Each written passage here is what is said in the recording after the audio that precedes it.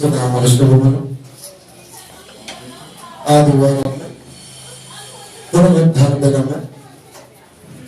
ఈ సమయంలో మాట్లాడుతున్నటువంటి ఒక ఆలోచనాత్మకమైన అంశం, యేసుక్రీస్తు వారు మనుష్య కుమారుడా,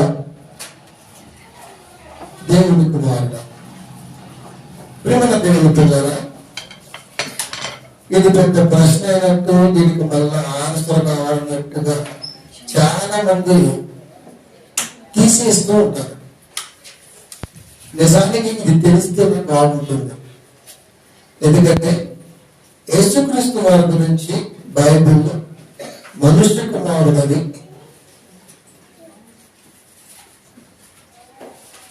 దేవుని కుమారుడని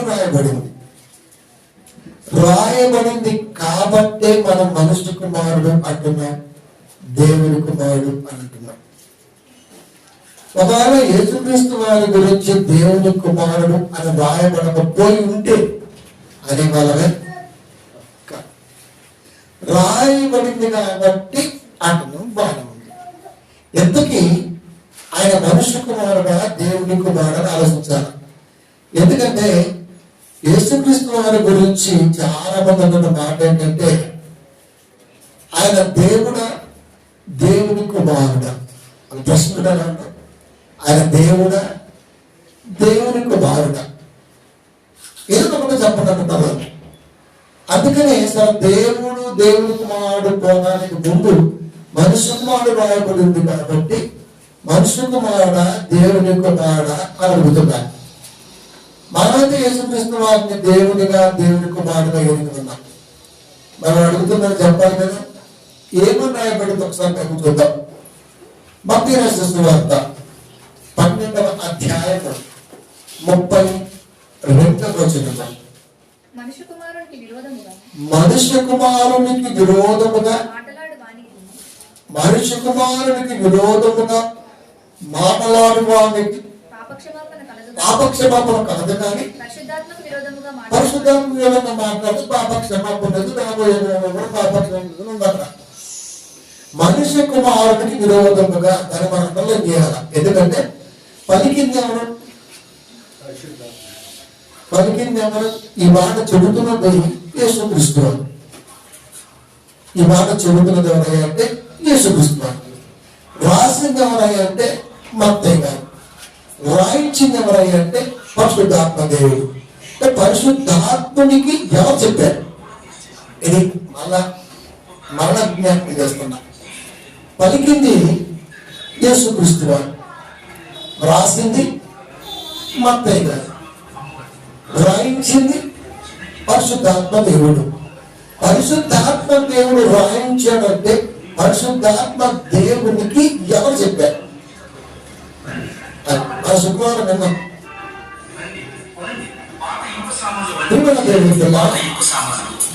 రాయబడిన మాట యేసుక్రీస్తు వారి మాట. రాయబడిన మాట యేసుక్రీస్తు వారి నోటొచ్చిందని ఆయనే అంటున్నాడు. ఆయనే మాట్లాడుతున్నాడు. స్వార్థంలో ఆయనే డైరెక్ట్ ఉన్నాడు కాబట్టి ఆయనే మాట్లాడుతున్నాడు. మనుష్య కుమారుడికి విరోధముగా ఎవరైనా మాట్లాడితే పాపక్షమాపణ ఉంది. కానీ ఒక ఆయన ఉన్నాడు, పరిశుద్ధాత్మ దేవుడు, ఆయన జ్ఞాన జాగ్రత్త అని ఆయన చెబుతున్నాడు.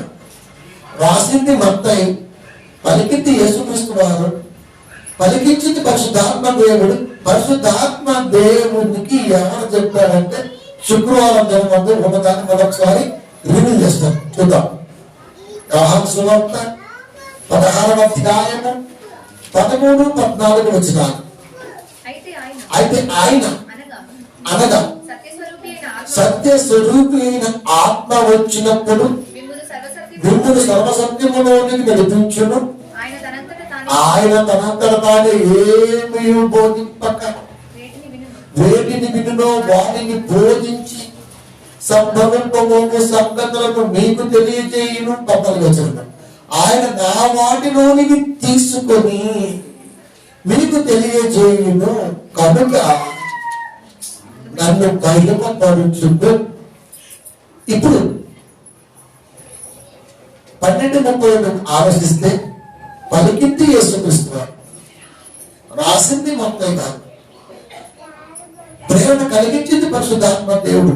పరిశుద్ధాత్మ దేవుడికి ఎవరు చెప్పారయ్యా అంటే యేసుక్రీస్తు వారు చెప్పారు. ఆయనే చెప్పి, ఆయనే రాయించి, ఆయనే ప్రేమ కలిగించి, మళ్ళీ ఆయనే అంటే కర్త కర్మ క్రియ యేసుక్రీస్తు వారికి మనకు కనబడుతున్నారు. అంటే మనుష్య కుమారుడు అని రాయించింది ఎవరయ్యా అంటే యేసుక్రీస్తు వారు. మనుష్య కుమారుడు అని పలికింది ఎవరయ్యా అంటే యేసుక్రీస్తు వారు. ఇప్పుడు యేసుక్రీస్తు వారు తనని తానుగా మనుష్య కుమారునిగా ఎందుకు పరిచయం చేసుకున్నాడు? అది దేవుని కుమారుడు కదా. అసలు అందరికి తెలుస్తుంది. దేవుని కుమారుడైన ఆయనకి ఆయనే మనుష్య కుమారుడు అన్న పదాన్ని రాయించడానికి ఆలోచన ఏం చేస్తుంటారు? చాలా మంది వాక్యాన్ని ఎలా ఆలోచిస్తారంటే ఆత్మ సంబంధమైన సంగతితో వాక్యాన్ని ఆలోచించారు. అక్కడ పలికాడు కాబట్టి రాయించాడు, రాయించి ఉంది కాబట్టి పలికాడు, ఇంతవరకే ఆలోచించారు. ఆనాడు కూడా శరీరధారిగా ఉన్న యేసుక్రీస్తు వారిని చూస్తూ ఆయనకి కుటుంబాన్ని ఆపాదించడం జరిగింది. వాట్ల వారి కుమారుడు కాదా, తండ్రి యూసుఫు కాదా, మరియ కాదా, యోధ, సీమోను అన్నదమ్ములు కాదా, యోహాను, యాకోబు అన్నదమ్ములు కాదా అంటే యేసుక్రీస్తు వారిని వడ్లమాని కుమారుడుగానే చూశాడు. అంటే యేసుక్రీస్తు వారు ఎలా కనపడ్డారే అంటే అక్కడ పుట్టాడు కాబట్టి అలాగే కనపడ్డాడు. అందుకే ఆ పదాన్ని పలికారు. ఎవరైనా ఇప్పటి వరకు ప్రసంగంలో దేవుని కుమారుడు అని తొడగొట్టాడు కానీ మనుష్య కుమారుడు అని చదివాడు కానీ చెప్పాడు వాక్యం ప్రసంగం ఎక్కడ ఎవ్వడని కానీ చదివారు, రెఫరెన్స్ చదివారు, వెంటనే దేవుని కుమారుడు అన్న పదంతో వెళ్ళిపోయారు కానీ మనుష్య కుమారుని ఎవరైనా విశదీకరించి మాట్లాడాడా? మరి ప్రసంగాలలో మనుష్య కుమారుడు యేసుక్రీస్తు వారిని ఎవరైనా పరిచయం చేసి మాట్లాడాడా? లేదు. మరి ఎందుకు ఇవన్నీ వదిలేసి నేను చెప్పేస్తాను, నేను సంపన్నుంటాను. ప్రతి దైవజనుడు అనేవాడు ప్రతి లేఖనాన్ని ఉపదేశించాలి. వాడే రియల్ ప్రీచర్. అంతే. ఇలా చెప్పేసి పొలిటికల్ పార్టీలు అటు చెప్పినట్టు లక్ష్యాన్ని దాటేస్తే ఎట్లా? మీరు ఎవరికీ మీ బాగు చెప్తారా? ఎవరు ఎవరు చెప్పారు? పలికింది ఆయన, పలికించింది ఆయనే. ఆయనకి ఆయనగా మనుష్య కుమారుడుగా ఎందుకు పరిచయం చేసుకున్నాడు?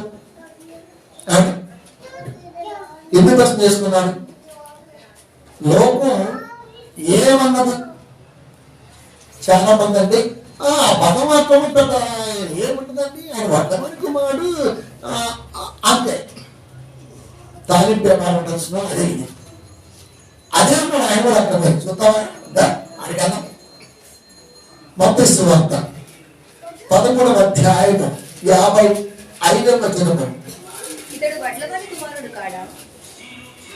ఇతడు అంటే సత్యములో లేని వారికి యేసుక్రీస్తు వారు ఎలా కనపడ్డారు? వాక్యం కలిగి ఉన్న వారికి యేసుక్రీస్తు వారు ఎలా ఉన్నారో తెలియట్లే. అందుకే చాలా మంది యేసుక్రీస్తు వారిని దేవుడి కుమారుడుగా నొక్కి నొక్కి నొక్కి నొక్కి నొక్కి చెబుతుంటారు. ఆల్రెడీ దేవుని కుమారుడు ఉన్న పదం బైబిల్లో ఉంది. నువ్వేది బల్లబుద్ధి ఆడుంది, ఏడుంది అని మత్తయి నుంచి ప్రకటన వరకు తిప్పేస్తాడు నా బొంకూరి అది. అరే కాబట్టి చెప్పావు నువ్వు. ఎన్నిసార్లు తిట్టానండి వాడిని, సిగ్గుశారం ఏముంటుంది అడిగి. మరి 70 ఏళ్ళు వచ్చాయి. బైబిల్ మీద ఇంత అవగాహన లేదండి బాబు అసలుకి. చాలా మంది అండి కోపం వెళ్ళేవాళ్ళు ఏమి ఉండదు పాపం, ఎచ్చులు కొట్టడానికి వస్తుంటారు అంతే. నిజం. అక్కడ ఏమనుంది? సత్యములో లేని వారికి యేసుక్రీస్తు వారు ఎలా కనపడతారు తెలుసా? ఎలా కనపడతారు? ఎలా? వడ్లవాని కుమారుడు ఆపాదించారు. మరి వడ్లవాని కుమారుడు అయితే యేసుక్రీస్తు వారు అందరూ వడ్లోనే ప్రేమించాలి. మరి ఏది? మీ ఇంటి వారసుడే కదా. మరి మీ ఇంటి వారసుని మీ ఆడబెట్టారు.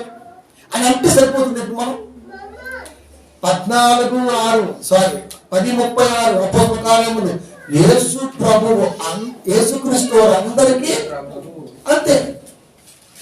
ఇప్పుడు ఎలా ఉంటుందండి? ఎలా ఉంటుంది అంటే యేసుక్రీస్తు వారి క్యాస్ట్ పరంగా బీసీ అంటే యేసుక్రీస్తు వారికి క్యాస్ట్ ఉన్నాయి, యేసుక్రీస్తు వారికి బ్యాక్వర్డ్ బిల్లు ఉన్నాయి.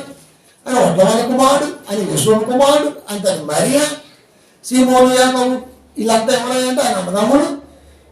ఇదే అలాగే చూసే వాళ్ళు సత్యములో లేని కనుక అలా కనపడ్డాడు. సత్యములో లేని వాడికి యేసుక్రీస్తు వారు ఎప్పటికీ అర్థం బోధకుడైనా బయటోడైనా. బయటోడికి పెద్ద పట్టించుకోవద్దు. బయటోడు చాలా మంది బైబిల్ అన్నా పట్టించుకోవద్దు, ఎందుకంటే తెలియదు కదా. అదే బైబిల్ అక్షరంలో వచ్చు కానీ ఆత్మజ్ఞానంతో చదవడానికి పట్టించుకోకూడదు కాదు. వాడు తన దృష్టి వెళ్ళిపోదు కానీ అది పట్టించుకోవడం అవసరం లేదు. మరి దీని సంగతి ఏంటి? ఇతని సంగతి ఏంటి? ఇతడు వర్తమాని కుమారుడు కాదా? ఇతని తల్లి పేరు చెప్పారు మరి మరియే కాదా? యాకోబు, యోసేపు, సీమోను, యోదా అనేవారు ఇతని సోదరుడు కాదా చెప్పారు. అంటే యేసుక్రీస్తు వారి ఫ్యామిలీ డీటెయిల్స్ పూర్తిగా లోకానికి తెలుసు, ఆ చుట్టుపక్కల వాళ్ళకి. కనుకనే యేసుక్రీస్తు వారిని ఒడ్లమని కుమారుడుగానే చూశాడు. అంటే సత్యములో లేని వాడికి యేసుక్రీస్తు వారు ఎప్పటికీ అర్థం కానండి, అర్థమయ్యే ఛాన్సే లేదు. బిళ్ళపెట్టింది మన దేవుడు ఎప్పటికీ తెలియదు. ఎందుకంటే నాకు ఆకారం లేదు కాబట్టి, నువ్వు చూడలేవు కాబట్టి నీకు తెలియదు అంతే. యేసుక్రీస్తు వారు ఎందుకు ఈ మాట అంటున్నారు? ఇంట్లో నుంచి బయటకు వెళ్ళిపోయి ఆ సముద్ర తీరాలు కూర్చున్నాడు గంగయ్య ప్రాంతంలో. యేసుక్రీస్తు వారు ఎక్కడున్నారో తెలుసుకుని తండోపదండాలుగా జనం వచ్చారు. అప్పుడు ఎన్నో సంగతులు బోధిస్తున్నాడు ఆయన ఆ ఇసుకలో కూర్చొని.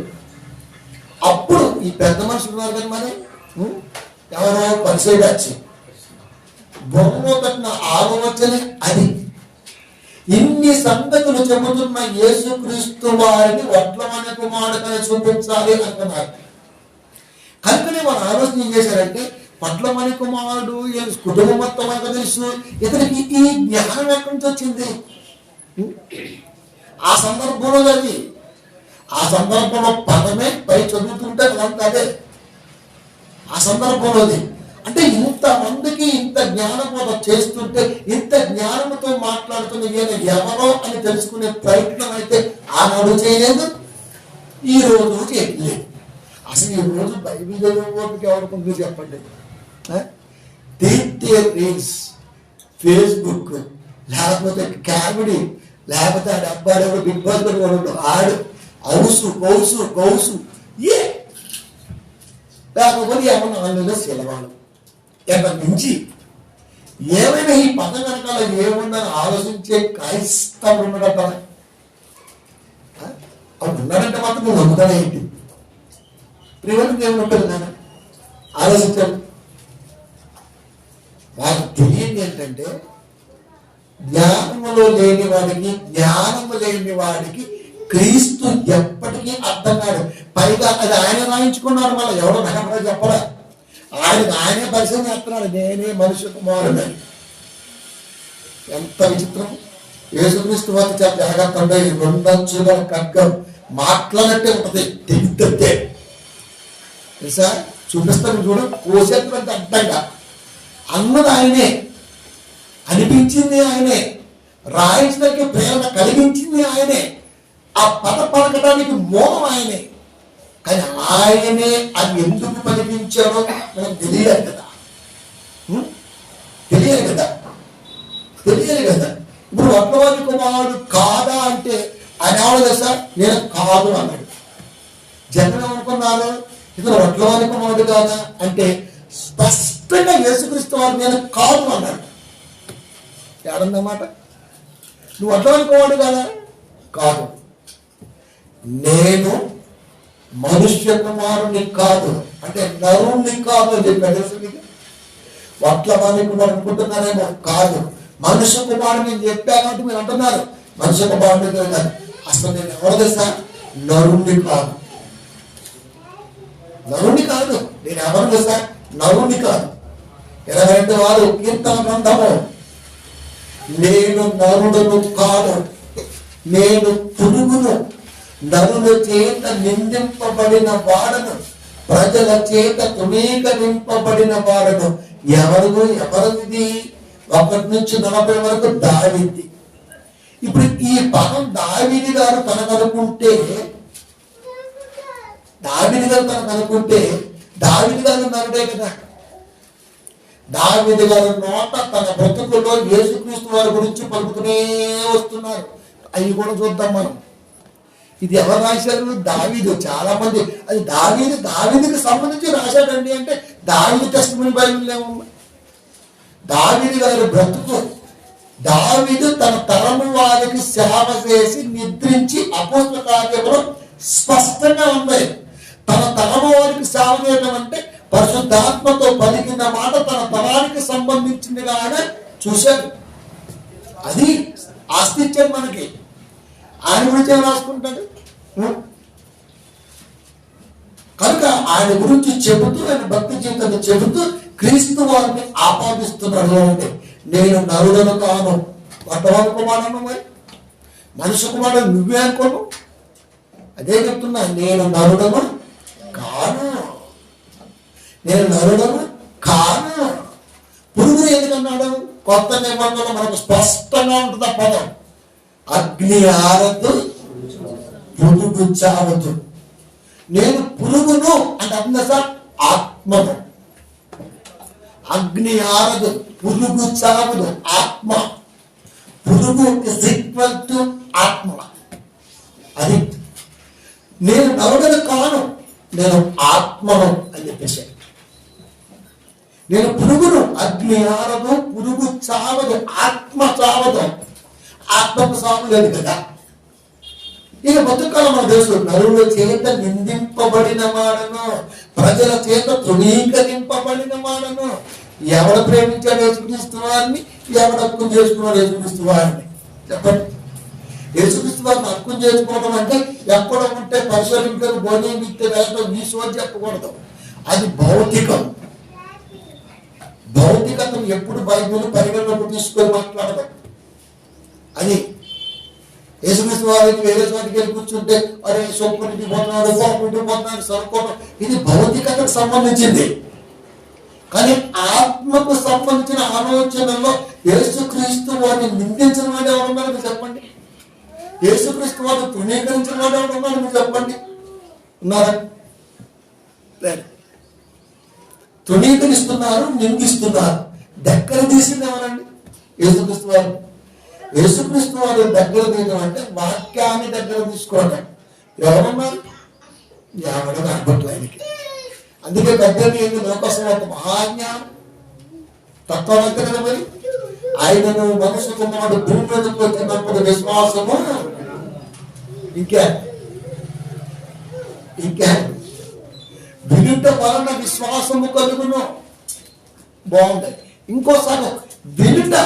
సంఘం ఏదైతే సమాజ మందిరాలలో పెద్ద పెద్ద గ్రౌండ్లలో టీవీ ప్రోగ్రాములు కూర్చొని వింటారో అది క్రీస్తును కూర్చుందై ఉండాలి. వినుట క్రీస్తుని కూర్చుందై ఉండాలి. ఈ రోజున వాడి గురించి వాడే చెప్తుంటాడు. మేకలు కాసా, గొర్రెలు కాసా, బర్రెలు కాసా, దునపోతులు కాసా, దేవుడిని ప్రజలోంచి కొట్టకొచ్చి పెట్టాడు, పెంట కుక్క నుంచి లేవనెత్తాడు. బాగుంది. మన సాక్ష్యాలు ఎన్నిటే ప్రతి ఓడి కష్టమని ముందుంటుంది. నేను 2 లక్షల జాబులు వచ్చి అంటాడు వాడు. మిమ్మల్ని ఏదో 2 లక్షల జాబులు వేసావా? మరి వారానికి ఎందుకు పెట్టు ఎవరు తెలుసు? ప్రివెంటివ్ బిజినెస్, క్లాసిక్ బిజినెస్ అన్నమాట. ఏ పని చేయాల్సిన అవసరం బయట వేసుకొని హ్యాపీగా సొల్లేసుకొని సంఘం మీద తిట్టమే పని. అందుకే కాపురం ఏ పని చేయడం. పని చేయకపోతే మొత్తం దిగితే ప్రివెంటివ్ ఏముంటుంది కదా. పని చేయకపోతే పొద్దున దిగితే ఒక్కొక్కటి అంటే ఒక్కొక్క పని అంత నిజం కదా. తెల్లవారు ఒక ముద్ద పెట్టి పడుకుంటే తెల్లవారు ఇంటి చుట్టూ ఓ ఎలకొచ్చినా మరొక మనిషి వచ్చినా తేడొచ్చినా మరొక ముప్పు వచ్చినా దాన్ని చుట్టూ రానిదని ఇంత ముద్ద ప్రతి మెతుక్కి విశ్వాసం చూపించింది ఆ కుక్క. తెల్లవారు కష్టపడింది ఆ కుక్క నిన్ను కాపాడుతున్నది. కుక్కే కష్టపడి తింటుంది. వీడు అంతకన్నా దారుణంగా ఉన్నాడు కాపాడేవాడు. వీడు ఏ పని చేయాలి నువ్వు చెప్పండి. ఒక్క ఆదివారం సంపూర్ణ సేవకుడు వీడి కట్టకట్టేది ఏమీ లేదు. ఉందా? ఏమి. అందుకే ఒక నా బిడ్డకు పొట్ట సిగ్గేసింది కదండి. ఎటువంటి పొట్ట. అరే ఒక స్త్రీ 9 ఏళ్ళు పోతేనే ఎంతో బాగా అనిపించింది వాళ్ళకి. ఇది జీవితాంతం పోతాడు. మరి ఇదేమి ఇదో అర్థం కాదు. ఏదైనా అర్థం ఉంది కాబట్టి పొట్ట ఏంటి, కట్ట ఏంటి, దేవుడు కోరుకున్న బాడీ ఏంటి, నా బాడీ ఏంటి అనుకుంటారండి. తగ్గితే బాగుండు. అక్కడ తగ్గాడు ఇటు కొడుకుంటాడు. తగ్గితే బాగుండు. మరి తగ్గాడు కదా. గొర్రెలు మీయే, బరువులు మీయే, పందులు మీయే, అన్ని మీయే. ఆదివారం వస్తే నాన్ వెజ్ కొబ్బరి తిన్నది ఉంటుందా 100%, 100కి 100 ఈవెన్ వ్యాపారంతో సహా. అది అవి మనకు పీసులో ఉండలే. ఆ బయట దగ్గర కబ్బులు మొత్తం కుక్కలే కానీ పట్టబోతున్నారు కూడా కనపట్ల. ఏమైపోయింది? నీకు ఆదివారం పూట వేస్తున్నారు బిర్యానీలో. తినేస్తాను అంతే. ఒక్క గంటలు తింటాం. టేస్ట్ కూడా దశకు బాబోయ్.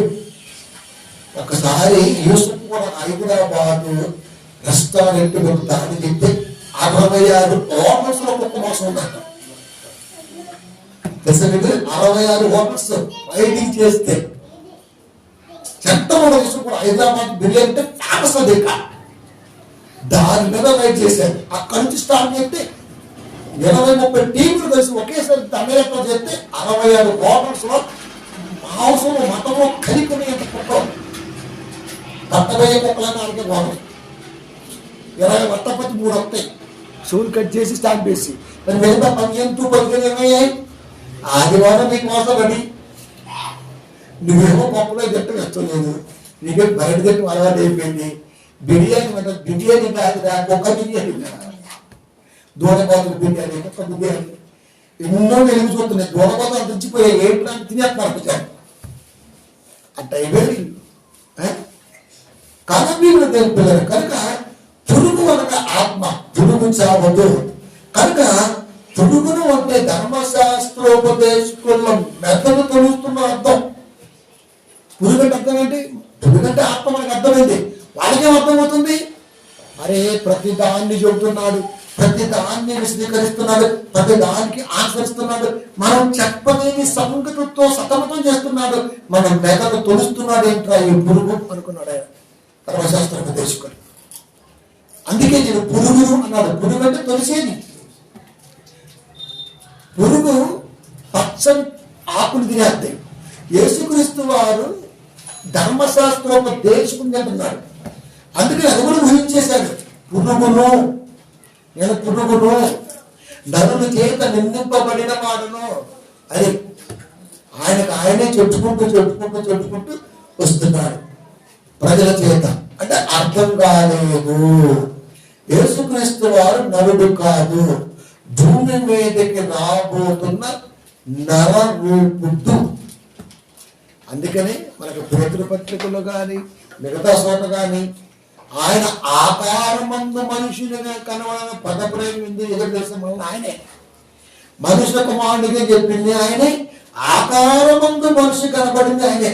ఈ రెండు దగ్గర పెట్టుకుంటే ఈ మనిషి కుమారుడు ఆకారమందు మనుషుడిగా కనబడ్డాడు అని ఈయనెవరు? దేవుని కుమారుడు. అరే తర్వాత ఆయన చెప్పాడు దేవుని కుమారుడు అని. అంటే ఎట్లా? అని చెప్పాడు కాబట్టి మనం అంటున్నాం. అదే పదం ఆయన రాయించకపోయి ఉంటే, మనిషి కుమారుడుగా చెప్పి ఉంటే, దేవుని కుమారుడుగా ఈ రోజున ఎవరైనా బోధ చేస్తాడు కదా. రాయించాడు కాబట్టి సొల్లేస్తుంటారు ఇక్కడ. అంటే స్పష్టంగా రాయితే హీరో అయిపోతున్నాం, రాయించకపోతే మాత్రం జీరో అయిపోతున్నాం. మరి అదేంటి? సంగతిని మరుగు చేయుట దేవునికి ఘనత. సంగతిని మరుగు చేశాడు. అది తీస్తేనే ఘనత. అది ఇప్పుడు మనుష్య కుమారుడు అనే మాట మరుగు చేయబడిన పదం. అది మన కంటికి స్పష్టంగా వడ్లవాణి కుమారుడు అని కనపడింది. నిజానికి నరుని కాదు అని చెబుతుంది బైబిల్. ఆయన కూడా చెబుతున్నాడు, శిష్యులు కూడా చెబుతున్నారు, ఆకారం మందు మనుషులుగా కనబడ్డాడే కానీ ఆయన నరుడు కాదు, వడ్లవాణి కుమారుడుగా లోకానికి వచ్చాడు కానీ వడ్లవాణి కుమారుడు కాదు. అది మరియ గర్భాన లోకానికి వచ్చాడు కానీ ఆయన మరియ కుమారుడు కాదు. అది ఎందుకంటే ఆ మరియకి తీర్పు తీర్చాలి.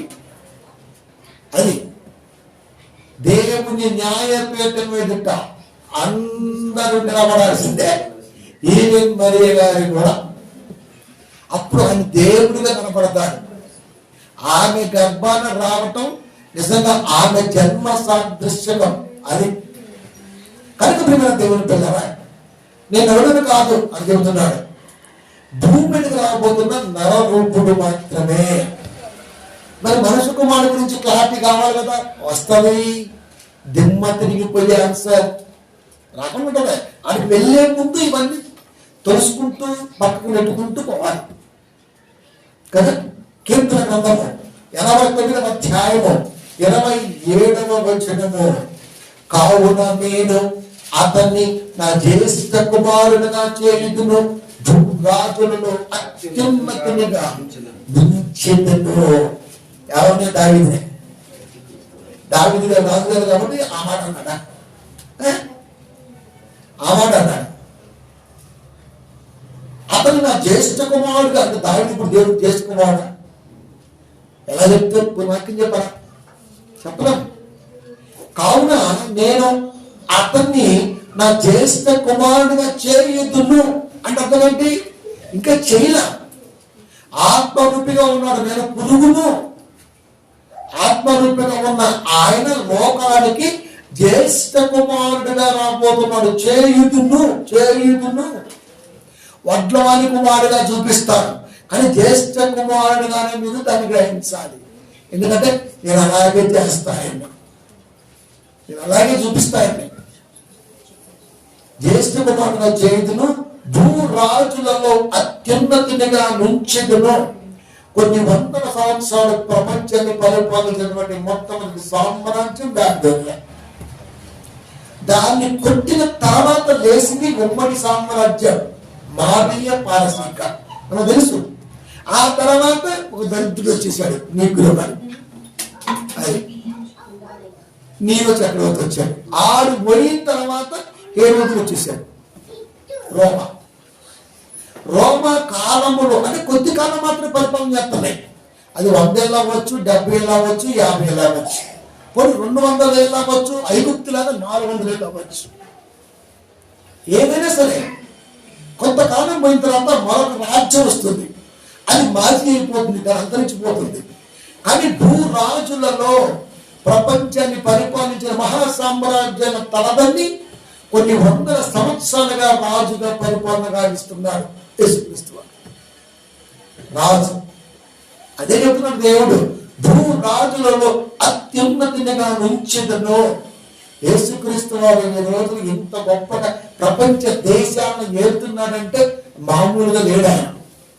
నరుడైతే ఏదో ఒక రోజున మాజీ అవ్వాల్సిందే, ఏదో ఒక రోజున వాడు ఎంతటి వాడైనా ఏదో ఒక రోజున మాజీ అవ్వాల్సిందే, అది ఖచ్చితంగా. కానీ యేసుక్రీస్తు వారికి మాజీ అయ్యే ఛాన్స్ ఉన్న దేవుడు. భూరాజులలో అత్యున్నతిగా అతన్ని ఉంచుతా, జ్యేష్ఠ కుమారుడిగా ఉంచుతా. అంటే క్రీస్తు లోకానికి పంపాలన్నది దైవాలోచన. అంటే క్రీస్తు వారికి లోకానికి వస్తారు, ఇప్పుడు లోకానికి వస్తారు. లోకానికి వచ్చిన తర్వాత 30 ఏళ్ళు దాటిన తర్వాత పలికిన పదమే మనుష్య కుమారుడు అన్న పదం. ఇప్పుడు తండ్రి ఆలోచనలో నుండి లోకానికి రావడానికి క్రీస్తు వారు సిద్ధంగా ఉన్నారు. ఉన్నారా? ఉన్నారు. లోకానికి వచ్చాడు. అదంతా తెలుసు. ఆ కిస్మిస్లో ఏం చదువుకుంటూ ఉంటాం మనం. ఆ 2 లోకాసు వార్త 2:7 లేకపోతే 2:11 ఇవన్నీ పెట్టుకొని ఫ్లెక్స్లు వేసుకొని 7 లక్షలు మీ కొరకు ఎప్పుడు పుట్టినాడు, ఇప్పుడు పుట్టినాడు. ప్రవాహ జలములు లేనప్పుడే నేను ఇది ఇప్పుడే ఇప్పుడు పుట్టమేంటి ఎప్పుడో పుట్టాడు ఇప్పుడు పుట్టమేంటి వచ్చాడు సత్యము గురించి సాక్ష్యం ఇచ్చుటకు నేను పుట్టింది అప్పుడు అందుచేత నీ లోకానికి వచ్చింది ఇప్పుడు లోకంగా రాశారు కాబట్టి అదే ఫ్లెక్స్ చేస్తారు ఇప్పుడు పుట్టమేంది అందుకని చాలా మంది మీ యేసుక్రీస్తు వారు పుట్టి 2000 అవుతుంది మా దేవుడు పుట్టి 5000 సంవత్సరాలు అవుతుంది చెప్తుంటారు వారికి అలా చెప్పే సాక్షి ఇచ్చిందే ఈ దుర్మార్గం బోధకులు ఆ పదం ఏంటి పుట్టడం అంటే ఏంటి పుట్టడం అంటే ఏంటి నా మనసులో ఒక తలంపు పుట్టింది అంటే అర్థం ఏంటి బీజం అని అంతేగాని ఆకారాన్ని చూపించి యేసుక్రీస్తు వారు దోత చెప్పింది ఆ మాట అదే చెప్తుంటాడు ఇంకా నేడు రక్షకుడు మీ కొరకు పుట్టి ఉన్నాడు ఆ పదం ఎందుకు వాడింది బానిసత్వములో మగ్గుతున్నటువంటి యోధ ఇజ్రాయేల్ ప్రజలకి ఒక వెలుగుని ఇవ్వటం కొరకు వాళ్ళు మెస్సయ్య కోసం చూస్తుంటే ఆ మెస్సయ్య ఎవరో దూత చెప్పకపోతే తెలిసేది రాదు కనుక ఆ దూత ఆ పదం అడింది అది దాని అర్థం ఎందుకు చూస్తున్న మెస్సయ్య ఎవరో తెలుసా ఇదిగో మరియ గర్భాన్ని పుట్టే ఏనే ఆయన పుట్టాడు దాని స్థానం అది ఒరే ఊరికి నన్ను వస్తుంటాను చూస్తాను ఏంటి చెప్పాలో ఏం కనిపించింది నాకు తెగరాచి అంత ఏముంటుందో వేస్తుంటుందండి ఫ్లెక్స్లో ఏం చేస్తాం బోధన పూసిపెట్టింది రైతు బోధన క్రీస్తు చేద్దాం ప్రేమ దేవుడు పిల్లలు అదే చెబుతున్నాడు ఫిలిప్పీయులకు రాసిన పత్రిక 2వ అధ్యాయము 7-8 మనుష్యుల పోలికగా పుట్టి ఎందుకు 89-27 కీర్తనలో దేవుడు ఒక మంచి ఉద్దేశాన్ని పలకడం చూసేవాడు నేను అతన్ని నా జ్యేష్ఠ కుమారునిగా చేయుదును భూరాజులలో అత్యున్నతునిగా ఉంచేదను అంటే యేసుక్రీస్తు వారిని లోకానికి పంపాలన్న దైవ ఆలోచన కార్యక్రమంలో జరిగిపోయింది ఆ జరిగిపోయిన తర్వాత శిష్యుల మాట పలికిన మాటే ఈ మాట పౌలు గారి ద్వారా పిలిపి సంఘానికి 2:7-8 మనుషుల పోలికగా పుట్టి ఎవరో యేసుక్రీస్తు వారు అంటే మనుషుల పోలికగా పుట్టి అని వాడాడు వడ్లవాణి వంశములో పుట్టి అని తప్పే ఉంది మరి వడ్లవాణి కుమారుడు కదా ఆ వడ్లవాణి వంశములో పుట్టి అంటే బాగుంది కదా అనేక మంది మనసులను గెలుచుకున్నాను దాటి తప్పే ఉంది అది లోకానుసారమైన ఆలోచనతో రాసిన పదం అయింది కానీ ఆత్మప్రేమతో రాసిన మాట కనుకనే మనుషుల పోలికగా పుట్టి అంటే ఈ పోలిక ఎలా ఉన్నదో ఆ పోలికలోనే యేసుక్రీస్తు వారు ఉండాలి ఎందుకంటే ఆనాడు అబ్రహాము గారు పితరులు కూడా ఈ సమయం కోసం చూశారు అంటే యేసుక్రీస్తు వారిని ఆత్మరూపిగానే చూశారు కానీ శరీరాన్ని ధరించుకుంటే ఎలా ఉంటారో చూడాలని అబ్రహాము గారికి ఆత్రత ఉంది మన పితరులకు ఆత్రత ఉంది కానీ వాళ్ళు చూడలేక పోయారు ఆత్మరూపిగా ఉన్న యేసుక్రీస్తు వారు శరీరాన్ని ధరించుకుంటే ఎలా ఉంటారో వాళ్ళకి తెలియదు నిజంగా పాపం చాలా కానీ మనకు తెలుసు ఒక ఆకారములో దేవుడు ఆ దేవుడిని ఈ మనిషి ఈ కథతో క్యాప్చర్ చేయగలిగిందంటే వచ్చి ఒంటరి కదండి అసలుకి ఎంత జాగ్రత్త డిజైన్ చేసేదండి దేవుణ్ణి పిల్లలు చూడాలి దేవుడు అంటే దూరం అనుకుంటారు కనుక ఆకారములు దగ్గరగా చూపిస్తే బాగుంటుందని తన కుమారుడికి నరాకారాన్ని పంపించేశాడు మెస్సయ్య వస్తున్నాడు రాబోతున్న ఆ దేవుడు మెస్సయ్య ఆయన ఏనే ఇలా ఉంటాడు అని ఒక ఆకారాన్ని ఇచ్చి పంపించాడు అందుకని మనుషుల పోలికగా పుట్టి అంటే యేసుక్రీస్తు వారు మనుషులు ఎలా ఉన్నారు భూమి మీద అలాగే పుట్టాడు అలాగే అది ఒక డిఫరెంట్గా పుట్టుంటే ఖచ్చితంగా ఆయన తొందరగా ఇచ్చేసేవారు ఎందుకంటే ఈ మధ్య సోషల్ మీడియాలో పిక్చర్కి ఎక్కువ ఫాలో అయిపోయింది దగ్గర వాళ్ళని చేసేది ఫాలో అయిపోయింది అట్లా యేసుక్రీస్తు డిఫరెంట్గా లేరు మనలాగే ఉన్నారు కనుక గుర్తింపులో లేరు అదే కదా పుట్టి దాసుని స్వరూపము దాసుడు అంటే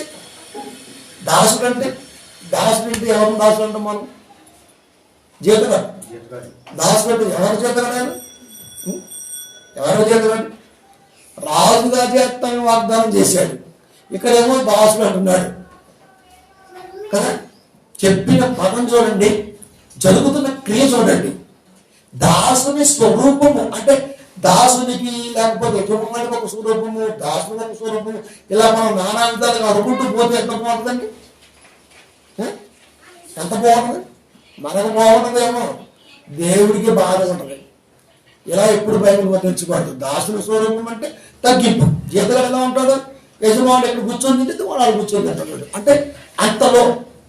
అది దాని అర్థం. అంటే నరుని ఆకారాన్ని అంత లోగా ఉంచాడు చూపిస్తాడు. ధరించుకొని తను తాను వ్యక్తులుగా చేసుకున్నాడు. తను తానే, ఎవరో చేయలే. దేవుడేమో రాజు చేస్తా అన్నాడు, ఈయన మాత్రం వద్దులండి మరి రాకండి నేను చూసుకుంటాను. తను తాను వ్యక్తులుగా చేసుకొని మనుష్య కుమారుడుగా ఆయనే పేరు పెట్టుకున్నాడు. తను తాను వ్యక్తులుగా ఆయనే చేసుకున్నాడు. దాసుని స్వరూపాన్ని ఆయనే ధరించుకున్నాడు. తండ్రి ఏమో ఐపులో చూపిస్తున్నాడు కొడుకుని, కానీ ఆయనేమో అంతగా తప్పించుకున్నాడు. వద్దు ఆయన ఆకారమందు మనుషుడిగా కనబడి, ఆకారమందు మాత్రమే మనుష్యుడిగా ఉన్నాడు. మరి ఆకారములో ఆత్మని ధరించుకుంటేనే అలా కనబడ్డాడు. మరి ఆకారములో ఆత్మ ధరించని ఆకారం ఎలా ఉంటుందండి? ఆత్మ ధరించని ఆకారంలో క్రీస్తు ఎలా ఉంటాడు? అలా ఉండుంటాడు. ఇప్పుడు ఎక్కడికి వస్తున్నాం మనం? మనుష్య కుమారుడు అనే పదాన్ని ఓపెన్ చేయడానికి వస్తున్నాం. మనుష్య కుమారుడు అనే పదాన్ని ఓపెన్ చేస్తే ఆయన దేవుని కుమారుడు లేకపోతే మరొకటో నీకు అర్థమవుతుంది. ఆయన దేవుని కుమారుడు రాయబడి ఉంది కాబట్టి, మనుష్య కుమారుడు అనేది ఉంది కాబట్టి ఆ రెండు పదాలని పదకట్టంలో ఏ మాత్రం సంకోచించకుండా ఆలోచించకుండా మాట్లాడుతున్నాం. ఇక్కడ నువ్వు ఆలోచించవలసింది చాలానే పెట్టాడు. కనుక ఆకారమందు మనుషునిగా కనబడి ఆకారములో మనుషుడు, ఆత్మకి ఆకారం లేనప్పుడు ఆయన ఎవరు మరి? ఆత్మకి ఆకారం లేనప్పుడు ఎవరు మరి? కనుక మేము తెలుసు కదా, యేసుక్రీస్తు వారిని నువ్వు చూడాలంటే ఆయన ఖచ్చితంగా ఒక ఆకారం కలిగి ఉండాలి.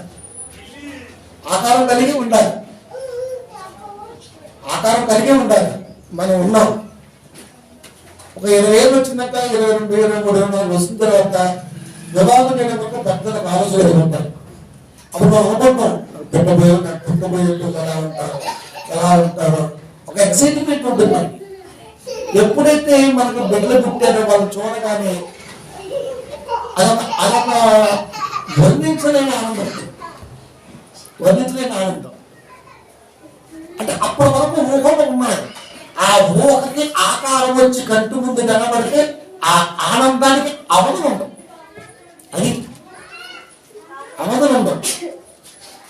ఊహంలో ఉంటాం. బిడ్డల ఆలోచన ఊహంలో ఉంటాం.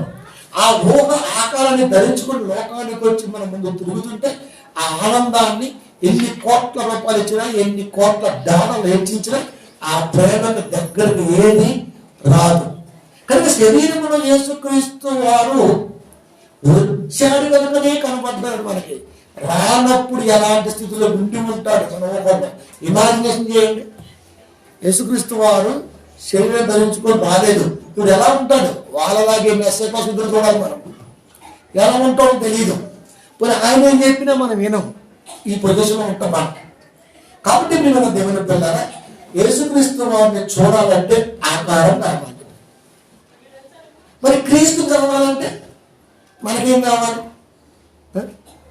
యేసుక్రీస్తు వారిని చూడాలంటే ఆకారం కావాలి. మరి క్రీస్తుని చదవాలంటే ఏం కావాలి? క్రీస్తు కనబడ్డాడండి. క్రీస్తుని చూడాలంటే ఆకారం కావాలి. ఆకారం ఉంటేనే క్రీస్తు కనబడతాడు. క్రీస్తుని చదవాలంటే 65 పుస్తకాలతో కూడిన బైబిల్ పరిశుద్ధ గ్రంథం కావాలి. అది క్రీస్తుని చదవాలంటే ఇది కావాలి. క్రీస్తుని చూడాలంటే ఆకారం కావాలి. ఆ ఆకారం ఆకారం ఎలా ఉంటుందో, ఆకారం లేనప్పుడు ఎలా ఉన్నాడో, ఆయన స్టేటస్ ఏంటో, ఆయన గురించి ఇంటర్నల్ ని వర్ణించడానికి బైబిల్ అవసరం. వచ్చిన తర్వాత ఎలా ఉన్నాడో రాయించడానికి కూడా బైబిల్ అవసరం. చూడటానికి మాత్రం ఆకారం కావాలి. ఆకారం చూస్తూ కంటి ముందు కనబడ్డ వాటిని పరిశీలిస్తూ అప్పటి స్థితిని కూడా యేసుక్రీస్తు వారి ఉద్దేశాన్ని పరిపూర్ణంగా రాయించుకుంటూ బైబిల్ అయితే కొనసాగించాడు దేవుడు. యేసుక్రీస్తు వారి నిమిత్తమే బైబిల్ రాయబడింది. యేసుక్రీస్తు వారి కొరకే రాయబడింది. ఎందుకంటే పిల్లలు కావాలనుకున్నారు దేవుడు యేసుక్రీస్తు వారిని చూస్తూ. ఆ కావాలి అనుకున్నప్పుడే వాళ్ళకి నిబంధన మైండ్ పెట్టాడు. నా పిల్లలు కలిగిస్తున్న లోకంలో రంగుల ప్రపంచంలో వెళ్ళిపోతారు, అక్కడే అయిపోయే ఛాన్స్ అయితే ఉంటుంది. ఒకటి ఉంది కదా మరి దాంతో పోటీ జరిగి ఓడిపోయే తగబట్టే. కనుక దాని గురించి రాస్తూ తెలియజేస్తూ నా పిల్లలకి వర్ణించడానికి ఒక గ్రంథం కావాలని బైబిల్ ఇచ్చాడు. అంటే యేసుక్రీస్తు వారు లేని కలిగి ఉన్నది ఏది అని లేకుండా లేదు అంటే యేసుక్రీస్తు వారు పుట్టిన ఆలోచన దేవుడు లేకపోతే బైబిల్ వచ్చేదే. ఇది ఉన్నది అంటే ఇది యేసుక్రీస్తు వారిని వర్ణిస్తుంది. ఆకారము లేని తనములు. ఈ రెండింటి మధ్య ఏమున్నదయ్యా అంటే పదాలని అర్థం చేసుకోవడానికి నీకు జ్ఞానం కావాలి అన్నది దేవుడు కదా. ఇప్పుడు చూద్దాం యెషయా గ్రంథం 48:6. నీవు నా సంగతి విని ఉన్నావు, ఇదంతయు ఆలోచించము, అది నిజమని మీరు ఒప్పుకొనగలను కదా. తెలియని మరుగైన క్రొత్త సంగతులు నేనిక మీదట నీకు తెలియజేయుచున్నాను. తెలియని మరుగైన క్రొత్త సంగతులు నేనిక మీదట నీకు తెలియజేయుచున్నాను. తెలియని సంగతులు అంటే అర్థం ఏంటి? మరుగైన సంగతులు కాదు. అది మరుగంటే తెలియదని కాదు, మరుగు. ఇక్కడ ఇది ఉంది మనకు తెలియదు. చాలా మంది ఇల్లు స్థలం కొనుక్కొని ఇల్లు తవ్వుతూ పొలం తవ్వుతూ ఉంటారు. అక్కడ ఏముందో తెలియదు, వాటికి తెలియదు. తవ్విన తర్వాత ఓ లభ్యమిందో లేకపోతే ఒక బాక్స్ కనపడితే ఆశ్చర్యపోతుంటారు కదా. తెలియంది మరుగైనది. ఇప్పుడు అది మరుగైందే తెలియదు. మరుగైందంటే మరుగు అంటే ఇది ఒక చోట దాశాను, నీకు తప్ప ఎవరికి తెలియదు, ఇది మరుగు. మరుగైనది అంటే నీకు తప్ప ఎవరికి తెలియదు. అందుకే సంగతిని మరుగు చేయుట. సంగతి మీకు తెలుసు కదా. సంగతి అంటే ఏంటి? పైనే చూస్తున్నారు, యేసుక్రీస్తున్నారు కార్యాలు. సంగతి అనగా కార్యాలు. మీరు సంగతులను పైనే చూస్తున్నాం. సంగతి అంటే మీకు తెలుసు, అది సంగతి అంటే మీకు తెలుసు. ఇప్పుడు అది మరుగా దాన్ని ఏమన్నారు? కనుక ప్రియమైన దేవుడు, నీకు చెప్పి దాసేదాన్ని మరుగు అంటాడు. నీకు తెలియదు అంతే, అది మరుగా మరుగు. అందుకే ఇక్కడ పదాన్ని వర్ణిస్తున్నాడు. ఏమని? తెలియని మరుగైన క్రొత్త సంగతులు. తెలియని మరుగైన క్రొత్త సంగతులు. రాయించబడ్డ అక్షరం నీకు తెలుసు సంగతి, కానీ క్రొత్త సంగతి దాంట్లోంచి తీస్తాను, అది నీకు తెలియాలి. అది నీకు తెలియని మరుగైన క్రొత్త సంగతి. మరుగైన అంటే సంగతి తెలుసు కానీ దాంట్లో ఏమి దాచాలో తెలియదు. అంటే అర్థం ఏంటి? అక్షరానికి బోధకుడివి, ఆత్మానుసార బోధకుడు కాదు అని రోమా సంఘములో 8వ అధ్యాయంలో పౌలు గారు సొరక వేశారు. అక్షరానుసారానికి బోధకుడువా, ఆత్మానుసారానికి బోధకుడువా? అక్షరాలాగే ఉంటుంది. ఇప్పుడు మనుష్య కుమారుడు ఉంది. ఇప్పుడు ఏమని చెప్పాలి మన వాక్యం? ఇలాగ చదువుతాం, ఓకే, చదవటం తప్పు కాదు, రాయబడిందిలో చదివాం. మనుష్య కుమారుడు విరోధముగా. ఇప్పుడు అక్కడ ఏమని పెట్టి చదవాలి? అందుకనే క్లూ కూడా ఇచ్చాడు. ఈ మనుష్య కుమారుని విడదీయడానికి క్లూ కూడా ఇచ్చుకుంటూ వచ్చాడు. ఇవన్నీ చెబుతున్న దేవుడు సంగతిని కదా, కొత్త సంగతులు ఇప్పుడు నీకు చెబుతూ అంటున్నాడు. యేసుక్రీస్తు వారిని రాస్తున్నప్పుడు అబ్రహాము కుమారుడైన దావీదు కుమారుడు యేసుక్రీస్తు వచ్చాడు. స్పష్టం. అబ్రహాము కుమారుడైన దావీదు కుమారుడు యేసుక్రీస్తు వచ్చాడు. అంటే అబ్రహాము కుమారుడు అయినటువంటి దావీదు కుమారుడని యేసుక్రీస్తు వంశవారి. ఎప్పుడైతే ఇది చెప్పుకుంటూ వచ్చి దావీదు కుమారుడుగా నోళ్ళకు పరిచయం అవుతూ అనేక నోళ్ళకు వెళ్ళిపోతే యేసుక్రీస్తు వారు కూడా వింటున్నాడు. ఎవడైనా సరే దీన్ని త్యజించి ఆలోచించి చెబుతాడేమో అనుకున్నాడు. చివరికి పాపం గుడ్డు వాడు కూడా ఎదుగుతూ దాని పోతుంటే దావీదు కుమారుడా అన్నాడు. రైట్, వాడికంటే కళ్ళు లేవు, భౌతికంగా లేవు కాబట్టి అప్పుడు తప్పులేదు. జనం అంటున్నారు, వింటున్నారు కాబట్టి వారు వెళ్తున్నారు అనుకున్నారు కాబట్టి గుంపులంతా శబ్దాలు గగగలు ఆడుతున్నాయి కాబట్టి వాడు అన్నాడు, బాగానే ఉంది. మరి ఇయ్యాకేమైంది? రాసింది నేనే కదా, అంటే నేను ఏది చెప్తే అది చెప్తావా? నేను ఏదో పెద్దది అంటావా? నేను ఎందుకు అన్నానో ఎందుకు అంటున్నానో ఏం అర్థం చేసుకోవా? అంత పొర ఎంత వచ్చిందండి. చూశాడు మరే ఎట్లా బైబిల్ ఏం రాయించాను నేను దావీదు కుమారుడు అబ్బా అంటే అక్కడ అయిపోతుందా? మరి దావీదు నీ కుమారుడు నేను చెప్పే బాగా ఉంది. మరి ఆయన ఏమన్నాడు రా? తిరగత్తం ప్రభా తిరిగేశారు. ఏమనుంది? మత్తయి సువార్త 22, 42, 43, 44, 45 ఏమనుంది? క్రీస్తుని గురించి మీకేమి తోచుతున్నది? ఆయన ఎవరి కుమారుడు? అదేంటి వడ్లవారి కుమారుడు, మనిషి కుమారుడు ఆయనే చెప్పుకున్నాడు, ఆయనే రాయించాడు, ఆయనే పలికించాడు, ప్రేరణ కలిగించి ఆయనే రాయించాడు, పరిశుద్ధాత్మకి తలపు పుట్టించి మళ్ళీ ఆయన ప్రశ్నిస్తున్నాడు ఏంటి? ఆయనే అంటాడు, ఆయనే చేస్తాడు, ఆయనే అన్ని, ఆయనే మళ్ళీ కాదంటాడు. ఏమని మన క్యారెక్టర్ కాదా? మనమే అంటాం, మనమే చెబుతాం, మనమే చేయిస్తాం, మనం కాదంటాం. గురి మాట మీద ఉన్నారు కదండి. అబ్బో వచ్చాడు, మహాజ్ఞానవంతులు వచ్చేసాయి. బైబిల్ చదువు మహాజ్ఞానం అని దాంట్లో నీకు అర్థం అవ్వాలి. మాటను చూస్తే ఎలా? మాట వెనకాట్ల ఏ ఉన్నతో అర్థం చేసుకునేవాడి మనిషి. రేను నా కొడకాలు అవును, మరి నువ్వు కొడుకువే, నువ్వు కొడుకువే. మీ నాన్న ఎప్పుడు నా కొడకాలు లేదా అన్నాడు. మరి మీ నాన్న అన్నదాన్ని నేను అన్నాడు నా కొడకాలని. అంతే, నువ్వు కదా అన్నది. అరే ఆ మాట మీ నాన్న అన్నాడా లేదా అన్నాడు. అదే మాట నేను అన్నాను అని నువ్వు అన్నదా? మీ నాన్న అన్నాడు కదా అన్నాడు. మరి నువ్వెందుకన్నా? మీ నాన్న అన్నాడు కాబట్టి అన్నాడు. అందుకని స్పష్టంగా నా కొడకాన్ని పడబడతా. నీ అయ్య నేను ఎప్పుడు నా కొడక లేదా అన్నాడు. మరి నీ అయ్య అన్నాడు కాబట్టి విన్నా, అదే నేను అన్నా. నీ అయ్య అంటాం తక్కువ, నేను అంటాం కూడా తప్పు. బైబిల్ చూసారా? అందుకే ఎప్పటికీ ఎంతో చెప్పినట్టు బైబిల్ అసలుకి. పౌలు గారిని ఎందుకు చాలా మంది ఇష్టపడతారు? పౌలు గారు పైన లైన్లో ఒక రంగు చెప్తే కిందకి రాగానే పై టాపిక్ ఇట్లా మాట్లాడతాడు. ఒరే ప్రస్తుతం ఎలా మాట్లాడతారు? అన్ని అనుకూలంగా మాట్లాడతారు. మరి అన్ని అనుకూలంగా మాట్లాడారు ఎవడలే సార్? దెయ్యంగాడు. అనుకూలంగా మాట్లాడాడంటే మరి నీకు పంపాల్సినట్టే. నిన్ను ఆలోచింపజేసినట్టుగా మాట్లాడిన వారిని బతికిస్తాడు, క్రీస్తు బ్రతికిస్తాడు. అది కదా. ఏమంటున్నాడు? క్రీస్తుని గురించి మీకు ఏం తోస్తుందన్న ప్రశ్న. ఏం తోస్తుంది? ఆయన ఎవరి కుమారుడు? అబ్బో వచ్చారు తప్పులేసి దావీదు కుమారుడు అనంతే. అబ్బా, దావీదు కుమారుడు అని చెప్పింది. దావీదు ఎవరు? మనుష్యుడు. అందుకే మనుష్య కుమారుడు అని రాయించారా? వడ్లవాని కొడుకుగా యేసు కుమారుడుగా ఎంచబడిన ఉంది కాబట్టి యోహాను సువార్తలో దాని ప్రకారంగా మనిషి కుమారుడు రాయబడిందా?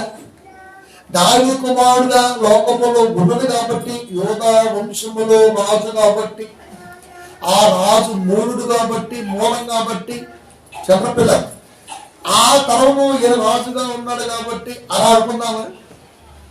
ఎలా అనుకుందా? అదే మాట్లాడుతున్నాడు. దావీదు కుమారుడని చెప్పారు. ఆయన అంటున్నాడు. అలాగే మరి దావీదే ఉన్నాడు. సార్ నేనంటే దావీదు కుమారుడు చెప్పినా, నేనంటే మనిషి కుమారుడు అన్నా అంటే నేను అన్న సంగతులను మీరు ఆలోచించరా? గుడ్డిగా నమ్మేస్తారా? అదేంటంటే యేసుక్రీస్తు వారంటే గుడ్డిగా నమ్మకపోతే వారు ఎట్లా అండి? చూసి నమ్మిన వాళ్ళకంటే చూడక నమ్మిన వద్దని. అయితే కళ్ళు పొడుచుకో first of all. Bible chance దొరికింది ఇంకా అప్పుడు అన్ని నమ్మొచ్చు ఇంకా, అంతే కదా. మరి యేసుక్రీస్తు వారు ఎంత క్వశ్చన్గా ఉండదు తెలుసా అండి, క్వశ్చనబుల్ లైఫ్ అంతా అయింది, అలాగే ఉంటాడు. అందుకే క్రీస్తు లోకానికి ఎవరికి అర్థం కాదు. ఆయన అర్థం చేసుకోవాలంటే ఇంకో జన్మ ఎత్తాలి, అది అలాగే లేదు. కాబట్టి నువ్వు ఛాన్స్ కావాలి. అందుకైతే నేను నీ శత్రువులను నీ పాదము కింద ఉంచు వరకు నీవు నా కుడిపార్శ్వమున కూర్చుండమని నా ప్రభువుతో చెప్పిన అని దావీదు ఆయన ప్రభువుని ఎలాగో చెబుతున్నాడు. దావీదు యేసుక్రీస్తు వారిని ప్రభు అన్నాడు, నేనేమో దావీదు కుమారుడు అన్నా, మీరేమో గుడ్డోలకు దావీదు కుమారుడు అంటున్నారు. నేనన్నా ఓకే, రాయించింది ఓకే, మరి దావీదు ఏమన్నా మీకు తెలియాలి కదా. దావీదు ఏమన్నాడు? ప్రభు అన్నాడు, నేను ఎవరిని? దావీదు కుమారుడు అన్నా నేను. దావీదు ఏమంటున్నాడు? మర్చిపోయాడు. దావీదు నన్ను ప్రభు అంటున్నాడు కదా. అంటే రిక్తులుగా చేసుకున్నాడు కనుకనే దావీదు కుమారుడుగా చెప్పబడ్డాడు. రిక్తులుగా చేసుకున్నాడు కనుకనే మనుష్య కుమారుడుగా చెప్పబడ్డాడు. రాజుగా చూడాలనుకున్న దేవుడి తలంపు కొద్ది కాలం ఆగులాగా అని సముదాయించుకున్నటువంటి ఆయన రిక్తులుగా చేసుకున్నాడు కనుకనే, దాసునిగా ఉన్నాడు కనుకనే మనిషి ఆకారములో కనబడ్డాడే గాని దావీదే మహారాజే నన్ను ప్రభు అన్నాడు. మైండ్ పోయింది అలాగే. ఊరే మా పితరుడు ఎందుకు ప్రభు అన్నాడా, ఈయనేమో అలా చెప్పుకున్నాడా అంటే ఎంత తగ్గింపు చూసారా. అదే మనమైతే మన చుట్టాలకో పక్కాలకో ఎవరికో ఏది విడిచిన మేనమామ కొడుకు బామ్మంటే అత్త తమ్ముడు మరిది ఆ ముని మనవుడికి ఏదో ఒక తక్కువ జాబ్ వచ్చింది అనుకున్నాడు. ఇప్పుడు చెప్పేస్తాడు మావుడంటే రాజస్థాన్లో అంటే పీకెత్తాడండి ఎంలో అంటూ అంతే. మరి నువ్వేం పీకెత్తి ఎంలో ఉండి ఒకరి గురించి ఎప్పుడు చెప్పండి. మావుడంటే అట్టండి కాదు, నేనేంటి మామిడి పది పొలం ఉంది, 3 ఆకులు ఉన్నాయి, తొక్క ఉంది, తొక్కకూర కష్ట ఉంది, తోట ఉంది, నాకేముంది, నేనేంటి? వాళ్ళ పైన చెట్టు చెప్పుకుంటుంది స్వామి. అంటే మనం ఎవరో తుప్పాలుగా తుప్పుతున్నాం, అది కూడా గురించి మాట్లాడుతున్నాం మనం కదా. మనమే బేస్ అవ్వాలా, వాడు మనకు బేస్ అవ్వకూడదు.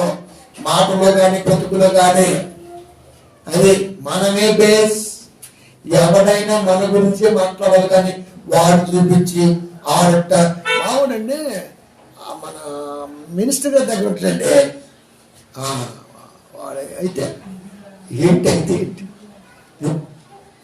అయితే ఏంటి పిల్లల దేవుని పిల్లలు ఎంత జాగ్రత్త అండి. బైబిల్ ఎంత జ్ఞానం నేర్పిందండి.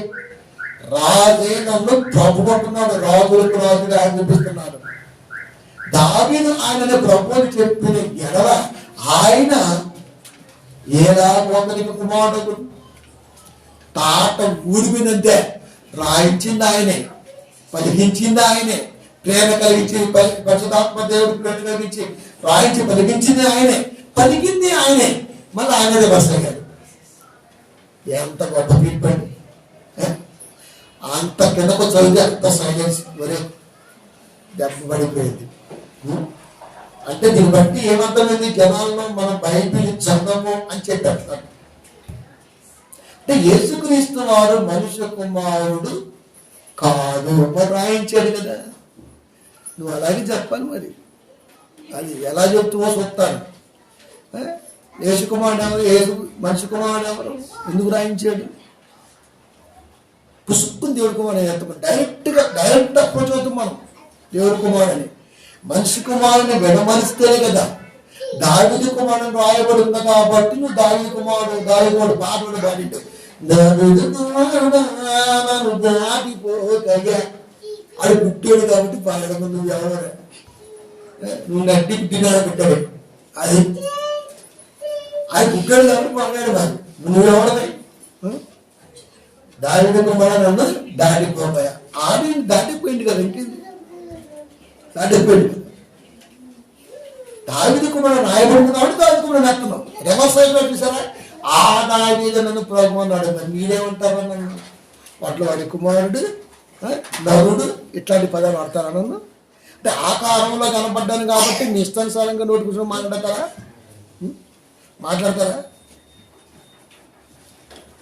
అంత సైన్స్ అయిపోయింది. ఆన్సర్ ఇంకా 12వ ఏటనే ఆయన ప్రజ్ఞకు చెమట పట్టే చర్చిలో. ఇప్పుడు యంగ్స్టర్ ఆయన ఊపుకుంటాడా? కనుక రాయబడిన మాట వెనకాతల ఏముందో అర్థం చేసుకొని ప్రసంగించాలి. ఇప్పుడు దేవుని కుమారుడు అని ఉంది కాబట్టి ఇదిగో ఆడంది. ఆవిడొకడుండ సొల్లివాడు దాసుగాడు, దాసమావ ఉన్నాడు. ఇదిగో అరే పోసే ఆడుందిరా, ఆ ఉంది కాబట్టి నువ్వు చూపుతున్నావు అది. కానీ మేము అడుగుతుందంటే ఇదిగో యేసుక్రీస్తు వారు అలాగే చెప్తారు, అలాగే చెప్తారు, దేవుని కుమారుడు చెప్తారు. ఇప్పుడు మనుష్య కుమారుడు దేవుని కుమారుడు చెప్పడం ఈజీ అది. ఎందుకంటే దేవుని కుమారుడు కాబట్టి యేసుక్రీస్తు వారిని నువ్వు ఆ రాయించాడు కాబట్టి ఆయన కూడా చెప్పాడు కాబట్టి అయిపోతుంది. మరి ఇది కూడా చెప్పాడు కదా, దీన్ని త్యజించాలి. ఇది త్యజించాలంటే దావీదు కుమారుడుగా రాయబడ్డప్పుడు సొరకేశాడు కదా, అక్కడ సొరకబడ్డప్పుడు జాగ్రత్త పడాలి కదా. సొరకబడ్డప్పుడు జాగ్రత్త పడాలి కదా. ఒకసారి బండికి పైన ఎత్తే జంపు, రెండోసారి నువ్వు ఎలా జంపుకోవచ్చు సిగ్నల్ని? నాకు తెలియక ఓరాల్లో పోయినా టక్క వచ్చి ఇంటికి ఏందని చూసినా మనకు కావాలి కదా. 16,800 ఉంది. ఏంట్రా బాబు అంటే టైం మస్తు టైం చేసుకోవాలి ఓరా అని చెప్పి అప్పు 130 కిలోమీటర్ స్పీడ్తో కారు పోతే ఎట్లా ఉంటుందండి? 23 నిమిషాల్లో 52 కిలోమీటర్ టచ్ చేశారంటే మహా విషయం అది, మామూలు విషయం కదా. ఏంటి 8 లైన్లో ఉన్న ఓవర్ అనేది కూడా కాదు. 8 మాసాలు అట్టాపుడా అదొక ముసలోడు గొడ్డ. ఆయన చెప్పడం వాకింగ్ వెళ్తున్నాం. టైం చూస్తే 12:23 అవుతుంది. 1 గంటకు ప్రసంగం. 87 కిలోమీటర్ రాయి కనపడుతుంది. 87 కిలోమీటర్లు 22 నిమిషాలు ఎక్కాల. How is it possible? బండి షేకేంటిద్ద. డ్రైవింగ్ లో నాతో పెట్టుకోవాలంటే చాలా కష్టం. నేను కేంద్రంగా ఉన్నప్పుడే డ్రైవర్లకు సెవెట్టిచ్చేసాను. అది మనకు అంత ఇష్టం ఉంది. బ్యాక్ హాఫ్ ఇంచులు ఆపుతా ప్రమాదాన్ని, హాఫ్ ఇంచా దైవ కృప. డ్రైవింగ్ లో నన్ను టచ్ చేయాలంటే మనల్ని చచ్చిపోవాలి అప్పుడే. అది అప్పుడు దాకా ఎవడం వేసం కూడా ఎవరు టచ్ చేయలేదు. మస్తు మంది సవాల్ ఇస్తున్నారు లారీ చేసినప్పుడే. మస్తు డ్రైవర్లు 5 డ్రైవర్లు ఓడదిత్తారు. అంత ఒకటే మొత్తుకోవడం, వీడెవడు మనిషి మనం చూడాలి. ఒరే మరి భర్త కాడు గిఫ్ట్ గుర్తుపెట్టుకోవాలి ఇక్కడ. మీరు అందుకే నన్ను హైటెక్ డ్రైవర్ని గుర్తించారు. నాకు చిన్నప్పుడు హైటెక్ డ్రైవర్ అంటే నేను నాకు తెలియదు.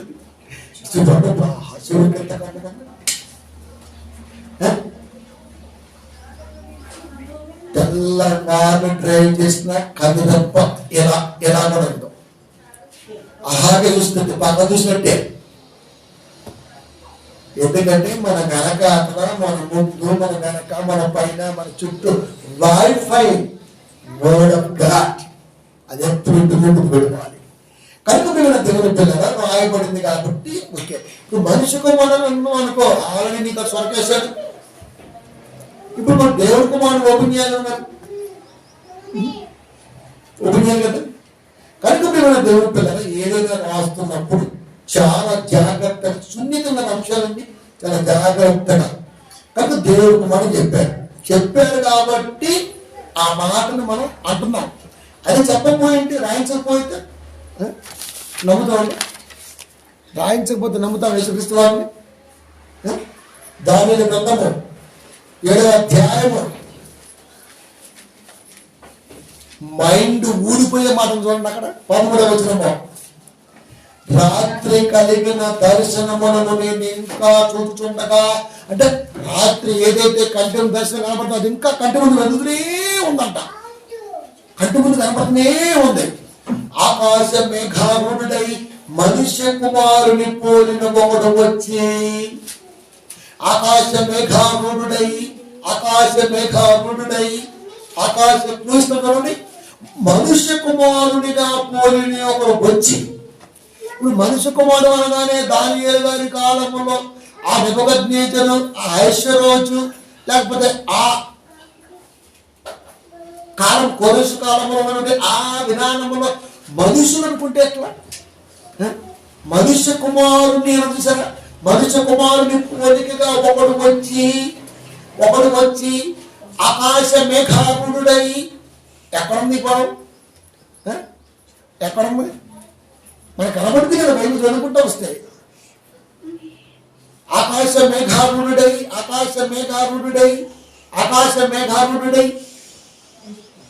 ప్రియమైన దేవుని పిల్లల, యేసుక్రీస్తు వారు ఆకాశ మేఘారుడై రెండవ రాకడలో రాబోతున్నాడు.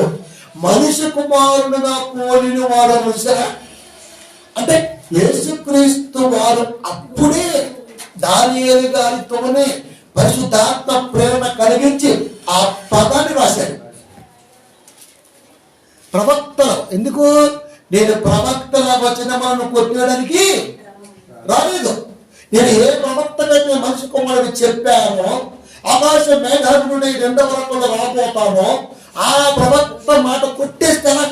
కానీ ఆ ప్రవక్త మాట కొట్టే కొంత కనుకనే మత్తయి గారి ద్వారా కానీ, మార్కు గారి ద్వారా కానీ, లోకా గారి ద్వారా కానీ, యోహాను గారి ద్వారా కానీ నేను రాయించిన మాట ఏంటంటే, మనిషి కుమారుడు నేను ప్రవక్తలుగా చెప్పాను కనుక అదే మాటను మరలా ఇక్కడ చెప్పడం జరిగింది అని చెప్పాడు. దాని చెప్పాడు, మనిషి ఆకాశ మేఘారుడై మనుష్య కుమారుని పోలిన ఒకడు. అంటే దానియేలు గారికి దేవుడు ఆత్మరూపిగా ఉన్న యేసుక్రీస్తు వారు మనుష్య కుమారుని పోలికగా వస్తాడు అని పిలిచాడు. నేను లోకానికి మనుష్య కుమారుని పోలికగా వెళ్ళాలి అని చెప్పాడు అక్కడ. నేను లోకానికి మనుష్య కుమారుని పోలికగా వస్తున్నాను అని చెప్పాడు అక్కడ.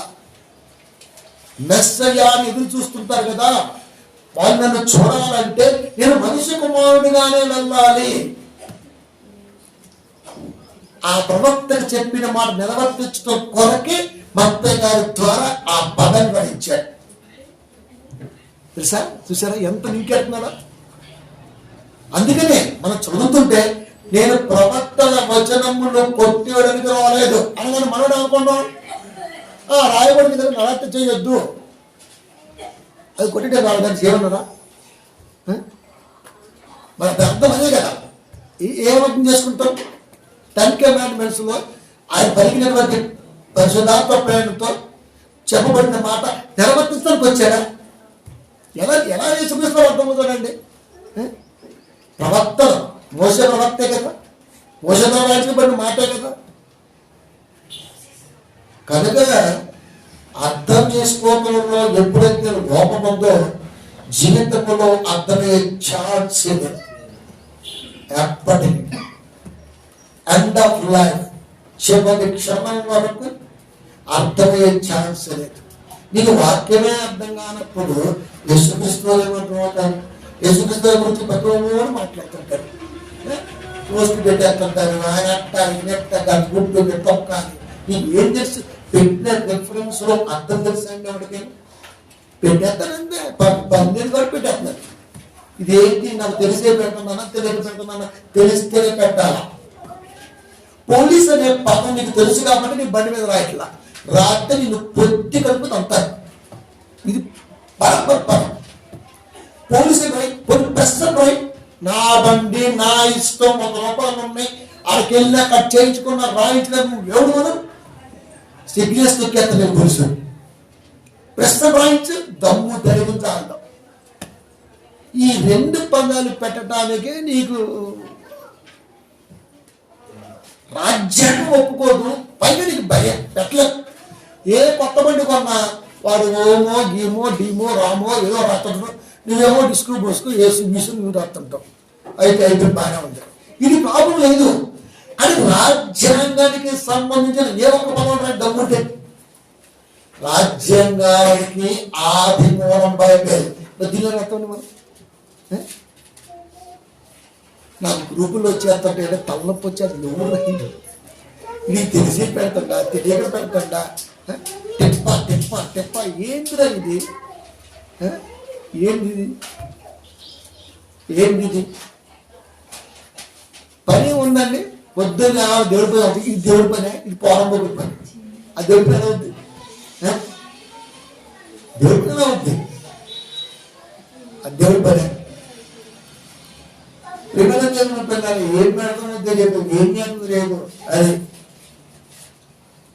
ఒకటే పని ఇంకా అసలు ఏముందో కూడా లేదు మనకి. చదువు ఒకసారి నువ్వు పెట్టినట్టు వాళ్ళు పెట్టినటువంటి దాంట్లో ఏముంది, ఇది నీకు అర్థమయ్యే పెట్టావా? కూర చెప్పండి, మరి వాక్యం తప్పండి. అది కోపలు హెతులు బోడుతులు ఉప్పెక్కుడు అంటుంటావు. మరి వాక్యం ఏంటి? అది నీకు తెలిసి పెట్టావా, తెలియక పెట్టావా, ఎవరికైనా కాపీ కొట్టి పెట్టావా, నీ క్రియేషనా, నీకు అర్థమైసి వచ్చిందా? ఏముండదు ఇంకా. ఆ మాస్క్ కొట్టి కొట్టేస్తుంటాడు. అదే రేపు అడుగుతాడు, ఎలా ఏది పెట్టి ఇందిరా తెలుసు అడుగుతాడు.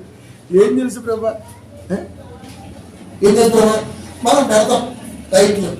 ఇది తెలిసి పెట్టాము, తెలియక పెట్టామా? చెప్పడానికి పెట్టాం, తెలుసు కనుకనే పెట్టాం. అది ఆన్సర్ వచ్చేస్తారా? ప్రేమ దేవుని పిల్లారా, అందుకనే ఆకాశ మేఘారుడై అంటే క్రూయిస్తున్నాడు. మనుష్య కుమారుడు ఆకాశ మేఘారుడై యేసుక్రీస్తు వారిని స్పష్టంగా చెప్పచ్చు. అంటే యేసుక్రీస్తు వారు అప్పుడే తానుగానే మనుష్య కుమారుడిగా పరిచయం చేశాడు. ఆ పదం ఎక్కడ తొలగిపోతుందో అని ఆలోచించి ప్రవక్తల వచనాలను కొట్టడానికి రాలేదని ముందుగానే మాటిచ్చి ఆ ప్రవక్త ద్వారా పలికిన మాటని ఇక్కడ మళ్ళా ఇంజెక్ట్ చేశారు.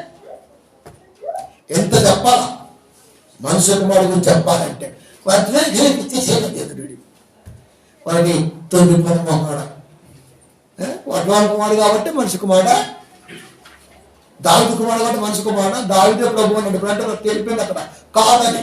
మరి ఎవరైనా ఆనాడు ప్రవక్తకి ఆత్మరూపిగా ఉన్నాడు కనుక, లోకానికి వస్తాను కనుక, ఆకారంలో ఉండాలి కనుక, ఇదిగో అని పలికేది కనుక ఆ పలికిన పదాన్ని మరణ సువార్తల్లో గుర్తు చేస్తున్నాడు. ప్రవక్తలకి గౌరవాన్ని ఇస్తున్నాడు అక్కడ. అసలు మంట బయటండి. ఈ మనకి ఏం తెలియదు, ప్రతి ఓడు పాసిగాడు, వచ్చిగాడు, గచ్చిగాడు, బుచ్చిగాడు, డిష్గాడు అందరూ వచ్చాడయ్యా బేబీ చెప్పడానికి. సారీ, అందుకే చెప్పిన దేవుని మనసు ముందు వాక్యం చెప్పాలంటే ఇది చంపేస్తా, గంటలో చంపేస్తా నిన్ను. అది నవ్వేస్తా. ప్రియమైన దేవుని పిల్లలు ఏమనుకుంటున్నారు? రెండవ రాకల్లో ఆత్మ నిలబడటానికి వాక్యం ఆధారం. ఈ ఆధారాన్ని నిరాధారమైన ఆలోచనతో బోధిస్తే ఎట్లండి? వీడు తనకుతో అని చెప్పేటట్లు ఆయన వట్లవాడి కుమారుడుగా వచ్చాడు కనుక వట్లవాడు మనుష్యుడు కనుక అంతేగా తలనొప్పి వచ్చేస్తున్నారు బాబా అనిపిస్తున్నారు. ఎవరైనా ఈయనేమంటున్నా, నాకు యేసుక్రీస్తు వారు దేవుడా, దేవుని కుమారుడా, వరకు పెద్ద సారం. మరి ఇప్పుడు నేను అడుగుతున్నా, యేసుక్రీస్తు వారు మనుష్య కుమారుడా, దేవుని కుమారుడా? నువ్వు దేవుని కుమారుడా, దేవుడా అని అడిగా. నేను దానికి ముక్క చేసి మనుష్య కుమారుడా, దేవుని కుమారుడా అని అడుగుతున్నా. అది యేసుక్రీస్తు వారు మనుష్య కుమారుడా, దేవుని కుమారుడా? ఇది మనకు తెలియాలి. ఈ రెండు కాదు, ఎవరు నమ్ముతుంది మాట? అదేంటంటే తేలిపోతుంది కదా. ప్రవక్త ద్వారా అన్నాడు కనుకనే మనిషి కుమారుడు అన్నాడు కనుకనే మనిషి కుమారుడు అన్నాడు. అంటే మనిషి కుమారుడు అనగానే ఆయన దావీదుకు సంబంధించిన వాడు కానీ, యేసుకు సంబంధించిన వాడు కానీ కాదని తెలిపింది. ఒకటి క్లియర్. మరి దేవుని కుమారుడు రాయబడింది కాబట్టి నీ వ్యసనం నీ చెప్తుంటా దేవుని కుమారుడు, దేవుడి కదా. కరెక్టే, మనిషి కుమారుడు కరెక్టే, దేవుని కుమారుడు కరెక్టే, రాజు దావీదు కుమారుడు కరెక్టే, యేసు కుమారుడు ఎంచబడను అది కరెక్టే. కానీ అది తప్పే, ఇది తప్పే, ఇది తప్పే, ఇది తప్పే. అంటే ఇంత జాగ్రత్తగా మరి ఎవరు యేసుక్రీస్తున్నారు? ఎవరు యేసుక్రీస్తున్నారు? ఆయన ఎబ్రి 1:3-4 ఆయన దేవుని మహిమ యొక్క తేజస్సు అని అక్కడ. ఆయన అంటే మేఘారుడై మనుష్య కుమారుడుగా దేవుని కుమారుడు ఎంచబడిన ఆయన ఎవరు తెలుసా? దేవుని మహిమ యొక్క తేజస్సు. బ్రాకెట్ ఏం తెలుసా? ప్రతిబింబం. ఇప్పుడు నీకు అర్థం అవ్వాలి. మన పంపలు అయితే 10 ఫీట్లు అర్థం ఉంటుంది, 50 ఫీట్లు అర్థం ఉంటుంది. ఇక డాన్స్ స్కూల్ అయితే మొత్తం ఫుల్ అర్థం ఉంటాయి. అంటే మళ్ళీ మనం చూసుకోవడానికి ఫ్లెక్సిబుల్ శరీరం ఉప్పుతుందా లేదా వచ్చుతున్నావా నిన్ను నువ్వు చూసుకుంటావు. అంటే ఇప్పుడు నువ్వు స్టెప్ ఎలా ఎత్తే అర్థం ఎలా పోయి నువ్వు పారిపోతావు. నువ్వు రెడ్ షర్ట్ వేసుకుని అర్థం ముందు నిలబడితే గ్రీన్ షర్ట్ వేసుకుని కనబడింది అనుకో ఉంటావన్నాడా? ఉంటావా? బాబో ఇదేంటిది అనుకుంటూ మనం నిన్ను చూసి నువ్వే భయపడతావు. ప్రతిబింబం రివర్స్లో చూపిస్తే అర్థం ముందు నువ్వు నిలబడితే నువ్వే కనపడాలి. అంతే కదా మరి. నేను నిలబడితే నా కొడుకు కానీ నా బిడ్డ కానీ కనబడతారా? నా నుంచి వచ్చారు కదా, అది కనబడతారా? ఇప్పుడు నిలబడనుకో నేను కనబడతాను. నేను కళ నా కొడుకు ఎందుకు కనబడతాడు? నేను కన్నా నా బిడ్డ ఎందుకు కనబడుతుంది? కనటం వేరు, కనబడటం వేరు. చూసారా? కనటం వేరు, కనబడటం వేరు. ఇదేంట దేవుని మహిమ యొక్క తేజస్సు ప్రతిబింబం. దేవుడు ఒక ఆయన అర్థము నిలబడితే అవతల ఈయన కనబడలేదు, అవతల కనబడుతున్న ఆయన ఈయన ప్రతిబింబం. అంటే ఇప్పుడు ఈయన ఎవరు? దేవుడు. నీకెందుకు కనబడ్డాడు? ఈ కళ్ళకి ఆత్మని క్యాప్చర్ చేసే కెపాసిటీ లేదు గనుక ఆకారమును లోకానికి వచ్చాడు. అంతే. వస్తున్న ఆయనకు క్లూ ఇచ్చాడు కనుక ప్రవక్తల ద్వారా నిర్వర్తించడం వరకు ఇక్కడ మాట్లాడాడు. అంతే. మరి ఎవరు? అర్థంలో చూసుకుంటే మీకు నువ్వు కనబడ్డట్టుగా అర్థంలో దేవుడి ప్రతిబింబంగా అంటే ఆయన దేవుడు. మళ్ళీ అడుగుతాడు ఆయన యెహోవా దేవుడు. అసలు యెహోవా అని పేరు కాదు కదా, ఆయన ఎవరు? ఉన్నవాడు. మరి నువ్వేంటి యెహోవా యెహోవా యెహోవా అది చెప్పాడు కాబట్టి అంటున్నావు. యెహోవా అని చెప్పాడు కాబట్టి అంటున్నావు. చెప్పక ముందు మోసగని చెప్పాలి. నువ్వు మోసగని తోపు, మరి వీడు మోసగని పెద్ద బోధకుడు, మరి యాకోబు కంటే పెద్ద బోధకుడు, మహామహుల కంటే పెద్ద బోధకుడు. కాబట్టి వీడు యెహోవా ఈవే యాహో అని హీబ్రూలో మాట్లాడుతూ ఉంటాడు, తెలుగులో సొంత ఉంటాడు. అసలు ఆయన పేరు లేదు కదా, ఉన్నవాడు అంతే. మరి పేరెందుకు? నీకు అర్థం సావాలి కాబట్టి పేరు. మరి నువ్వు చెప్పాలి కదా, మరి నువ్వు చెప్పాలి కాబట్టి పేరు. అంతే. నేను పలకాలి కాబట్టి పేరా? అంటే ఇప్పుడు నేను పలకకుండా ఉన్నాయన పేరేంటి? పేరేముంది? ఉన్నవాడు. అంతే. ఆయన ఎవరు? ఉన్నవాడు. ఇప్పుడు అర్థంలో కనబడుతున్న ఆయన ఎవరు? ఉన్నవాడు. యేసుక్రీస్తు వారు దేవుడి కుమారుడా, దేవుడా? మా దగ్గర లేవా? మేమేమా? ఒకటే చెప్పాలి, అది మనిషి కుమారుడా దేవుడి కుమారుడా? ఆ వాడ అంటారా? దేవుడి కుమారుడా దేవుడా? ఒకటే చెప్పు. అంటే ఇప్పుడు దేవుడి కుమారుడు ఎవరు, దేవుడు ఎవరు? ఇప్పుడు ఏ లాజిక్ మాట్లాడతాడు? నువ్వు నిలబడుతుంది ఏ కనబడుతున్నావు? మా దగ్గర లేవు అజ్ఞానం, మేమేమా సెట్ అయ్యి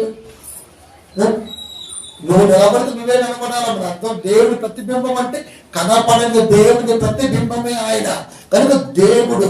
నువ్వు నిలబడితే నువ్వు కనపడ్డావు, మరి ఆయన నిలబడితే ఆయనే కనపడతాడు. ఆయన ఎవరు? దేవుడు. మరి మనిషి కుమారుడు రాయించాడు, నీ కన్ను వాడు రాయించాడు. మరి దేవుడి కుమారుడు ఉన్నాడు, నీకు అర్థమే సావాలి కాబట్టి అన్నాడు. అది కనుక సాక్షాత్తు దేవుడు తన కుమారుణ్ణి పరలోకము నుండి భూలోకానికి దేవుని కుమారుడు పంపలేదు. తన కుమారుని పంపుతున్నప్పుడు మహిమ తీసి పడేశాడు.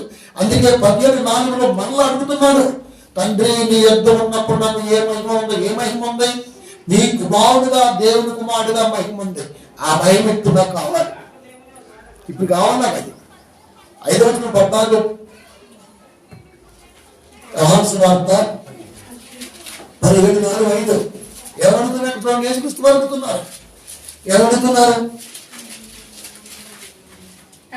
తండ్రి లోకము పుట్టక మునుపు నీ యొద్ద నాకు ఏ మహిమ? మహిమానంగా నీదే అనుకున్నాడు. బాగా స్వస్థత దొరకటం మహిమ. దేవుడు కంటే ఆ సభ చాలా మహిమకరంగా జరిగాయండి. చెప్పుకోపోతా నేను అసలు ఆ పదానికి అర్థం తెలిసి వచ్చిందా? ఏంటి పదం ఏంటి? నువ్వు ఆడేది ఏంటి? ఆయన ఏమంటున్నాడు? తండ్రి లోకము పుట్టక మునుపు నీ యొద్ద నాకు ఏ మహిమ ఉంది? ఒరే లోకమే లేనప్పుడే దేవుడి దగ్గర దేవుడికి ఒకటి ఉంది. ఇది లోకానికి వచ్చినాక మహిమ బలముగా జరిగిన సభలో అన్నాడు. ఇది పోసుకోవడానికి పెడుతుంటాడు. ఇది మళ్ళీ చెప్తుంది పొత్తికి మీద మళ్ళీ అక్కడ గురించి మాటింది. అది మహిమ బలంగా జరగడం ఏంటంటే ఆ వచ్చి జనమంతా 2 రూపాయలు తీసుకొచ్చారు కదా. సంఘానికి 100 రూపాయలు పంచితే వచ్చిన వాటి క్యాండిడేట్లు రాజకీయ నాయకుల్లాగా లారీలు వేసుకొని పాస్టర్ గారు పంపిస్తే సంఘం తెచ్చుకొచ్చాడు, గోవర్ని సంఘం తెచ్చుకొచ్చాడు. డబ్బులిస్తే ఛార్జీలు పెట్టుకుని పోయావా సభలకి? బస్సు ఎత్తే పోతావు, డబ్బులు ఎత్తే పోతావు, లేకపోతే గోబెడతానంటే పోతావు. స్వతహాగా సంఘం దేవుడి మట్టుకు వెళ్ళామండి మనం. మరి మహిమకరంగా జరిగింది ఏదైనా ఒక బుద్ధి కనపడా. జనాలుంటే మహిమ ఎలా అవుతుందండి? ఇది ఒక పిచ్చ లోపం ఆలోచన కాకపోతే నాకు అనిపించింది. కొన్ని పోస్టులు చదువుతుంటే అబ్బా, జీవితంలో క్రైస్తవ్యానికి బైబిల్ అర్థమై సావదని మరొకసారి నిరూపణ అవుతుంటది. ఎవరో మీటింగ్ జరిగింది, పెద్ద లైట్ నుంచి కిక్కుంది ఇతడు ఫోటో, దేవునికి మహిమకరంగా జరిగే శబ్దం. మళ్ళీ అల్లు ఎందుకు మధ్యలో? ఈ మహిమ ఏంటి, అల్లు ఏంటి, ఏం తెలిసి మాట్లాడతాడండి? నాకు అర్థం కావట్లా. పాస్టర్ గారు చెప్పడం, ఈ నోటుకొచ్చిందే పెడుతుంటాడు. ఇంకా దేవుడికి మహిమ ఎప్పుడు వచ్చిందండి?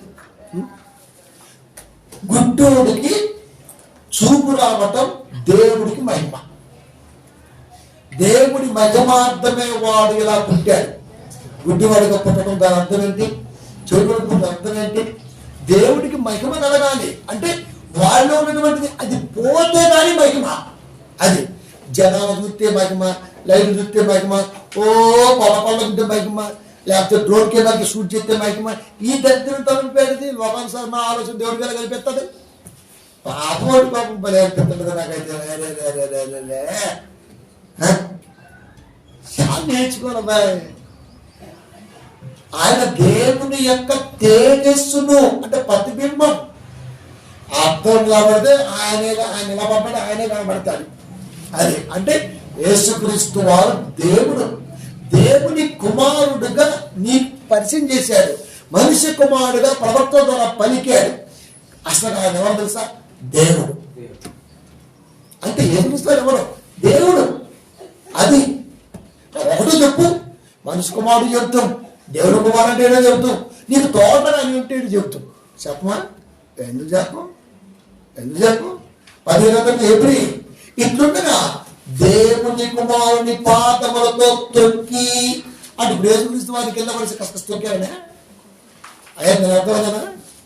దేవుని కుమారుని పాదము తొక్కి తాను పరిశుద్ధ పరచబడుటకు సాధనమైన రక్తమును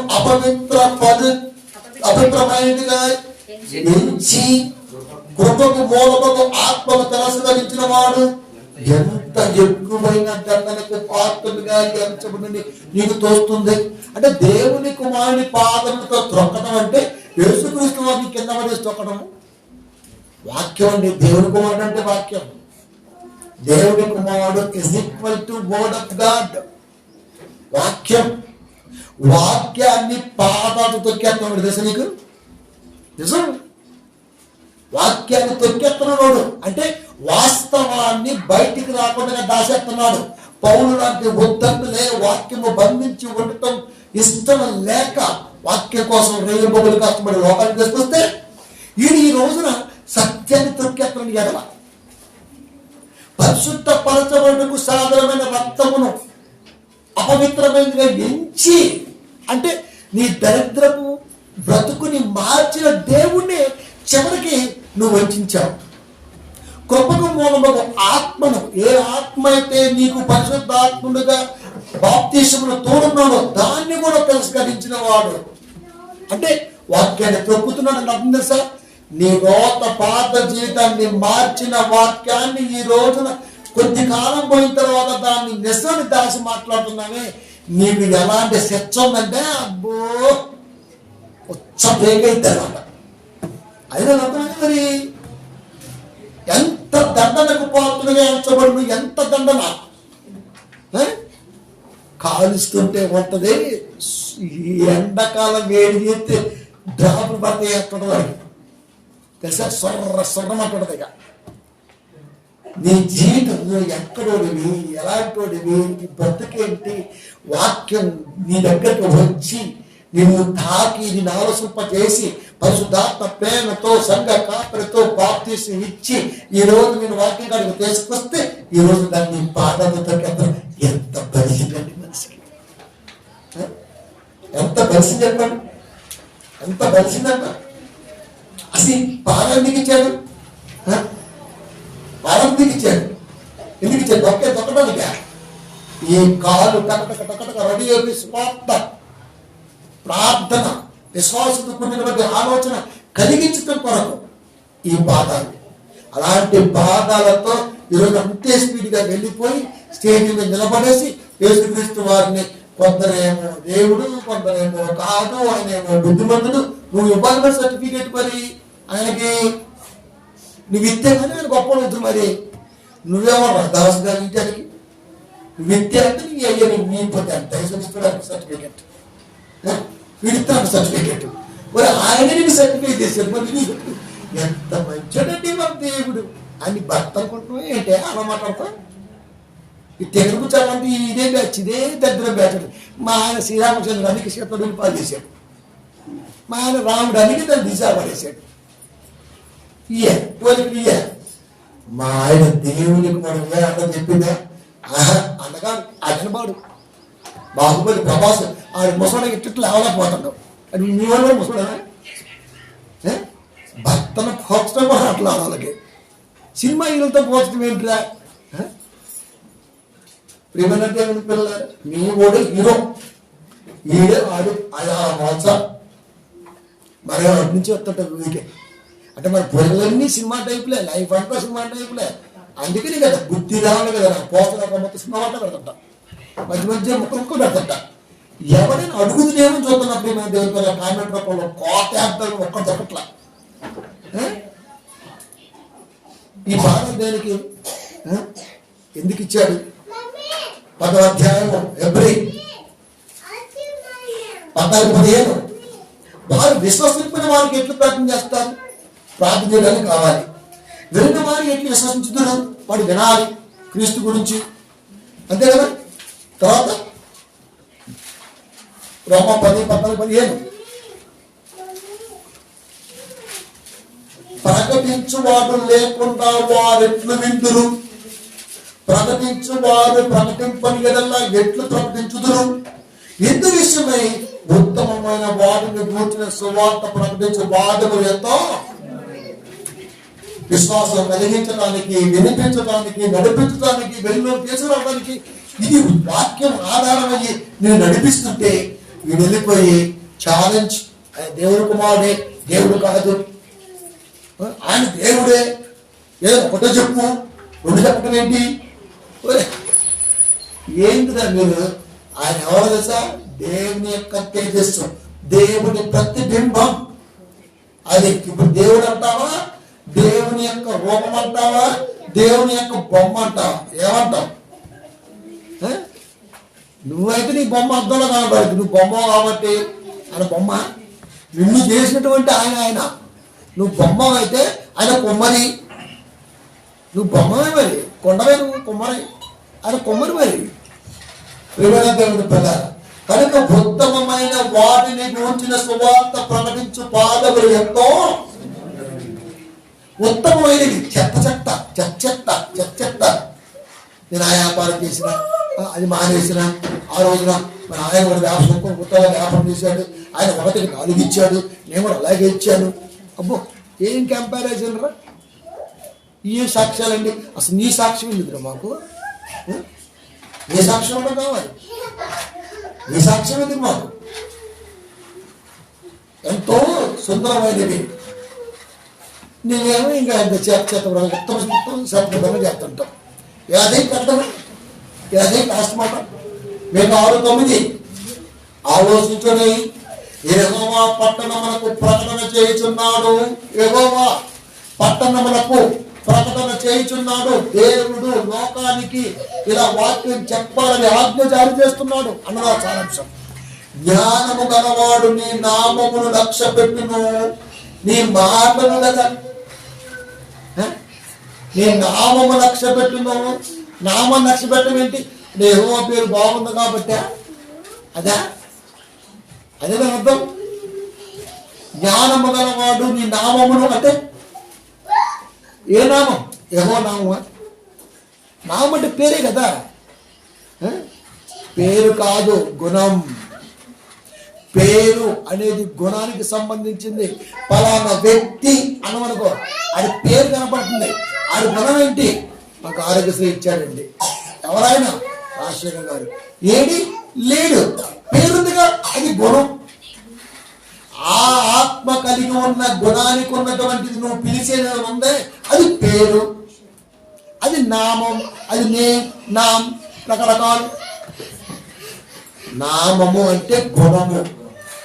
ఏ జ్ఞానము గలవాడు యెహోవా గుణాన్ని లక్ష్య పెట్టును. నా తండ్రి గుణం ఏంటి? నా తండ్రి లక్ష్యం ఏంటి? నా తండ్రి ఉద్దేశం ఏంటి? తండ్రి కోరిక నిర్వర్తించే పిల్లలుగా భూమి మీద ఉండాలి అని ప్రతి ఒక్కరు కావాలా? అయ్యాస్తో పెద్ద, అమ్మాయితో పెద్ద, నువ్వేనా అడిగిగా నువ్వు సంపాదించుకోలేవా? ఏంది మరి ఆ తండ్రి ఆస్తి? 66 పుస్తకాల్లో 2వ రాకడలో నిన్ను కాపాడే ఈ మహాసంపదేది? ఇది లేదు.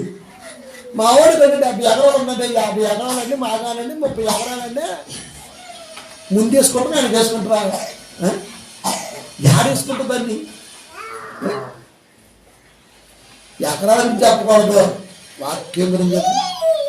65 పుస్తకాలు ప్రపంచాన్ని ఏలుతున్నటువంటి మహాజ్ఞానం నా సొంతం, ఇది నా ఆస్తిని చెప్పనుకోండి. జ్ఞానము గలవాడు నీ గుణమును లక్ష్య పెట్టును, శిక్షను గూర్చిన వార్తను, శిక్షను నిర్ణయించిన వారిని గూర్చిన వార్తను ఆలకించుడు. ఏమన్నాడు? శిక్షను నిర్ణయించిన వారిని గూర్చిన వార్త. నువ్వు ఆలోచించాలి, శిక్ష ఏంటి, శిక్ష నిర్ణయించింది ఏంటి? అందుకనే పేదలు గారు అన్నది పండగ తీశాడు.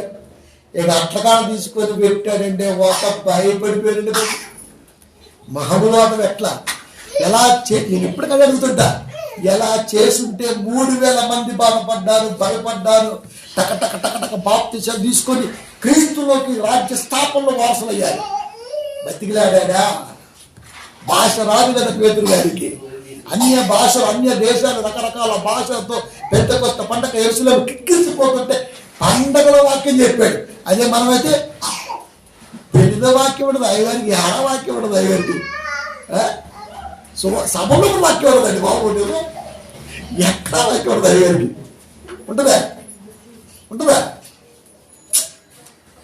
ఛాన్స్ లేదు అసలు. పెళ్లిలో అయ్యగారి వాక్యం గట్టి చెప్పండి చూసాను మీరు. కుక్కలాడ ఉంటుంది చూసినా, తీసుకురా ఎవరు వస్తుంది. కాట్లు ఏం వేసాం? కాలాలలో వ్యవహారానికి వేసుకొస్తారు, ఆగరయ్యారు. నువ్వేమో అయ్యగారిని పిలిచావు. ఆయన దిక్కులేడు, ఈయన దిక్కులేడు. అలాంటప్పుడు ఎందుకంటే పెళ్లికి అయ్యగారిని పిలుస్తాం? దరిద్రం. గానేనా గోవైద్య అయ్యి కుక్క కంటే కోరుకుంటాం. అదన్నా ఆగితే వీడు ఆగట్లా. ఎందుకు? బీపీ షుగర్ రకరకాలు ఉంటాయి. ఇది ఇక ఆగం, తయారు చేసుకోవాల్సిందే. ఇదే రే పెళ్లి గిల్లి పక్కన పెట్టి అమ్మ అబ్బాయి రెడీ చేయడం ముందు వచ్చేట్టుగా ఆ డబ్బులు గిప్పులు పక్కన దరిద్రం పెట్టండి. వీరికి మేళం కంటే మరి 30 అంతేగా అబ్బాయి రిచ్చులు నీ దగ్గర.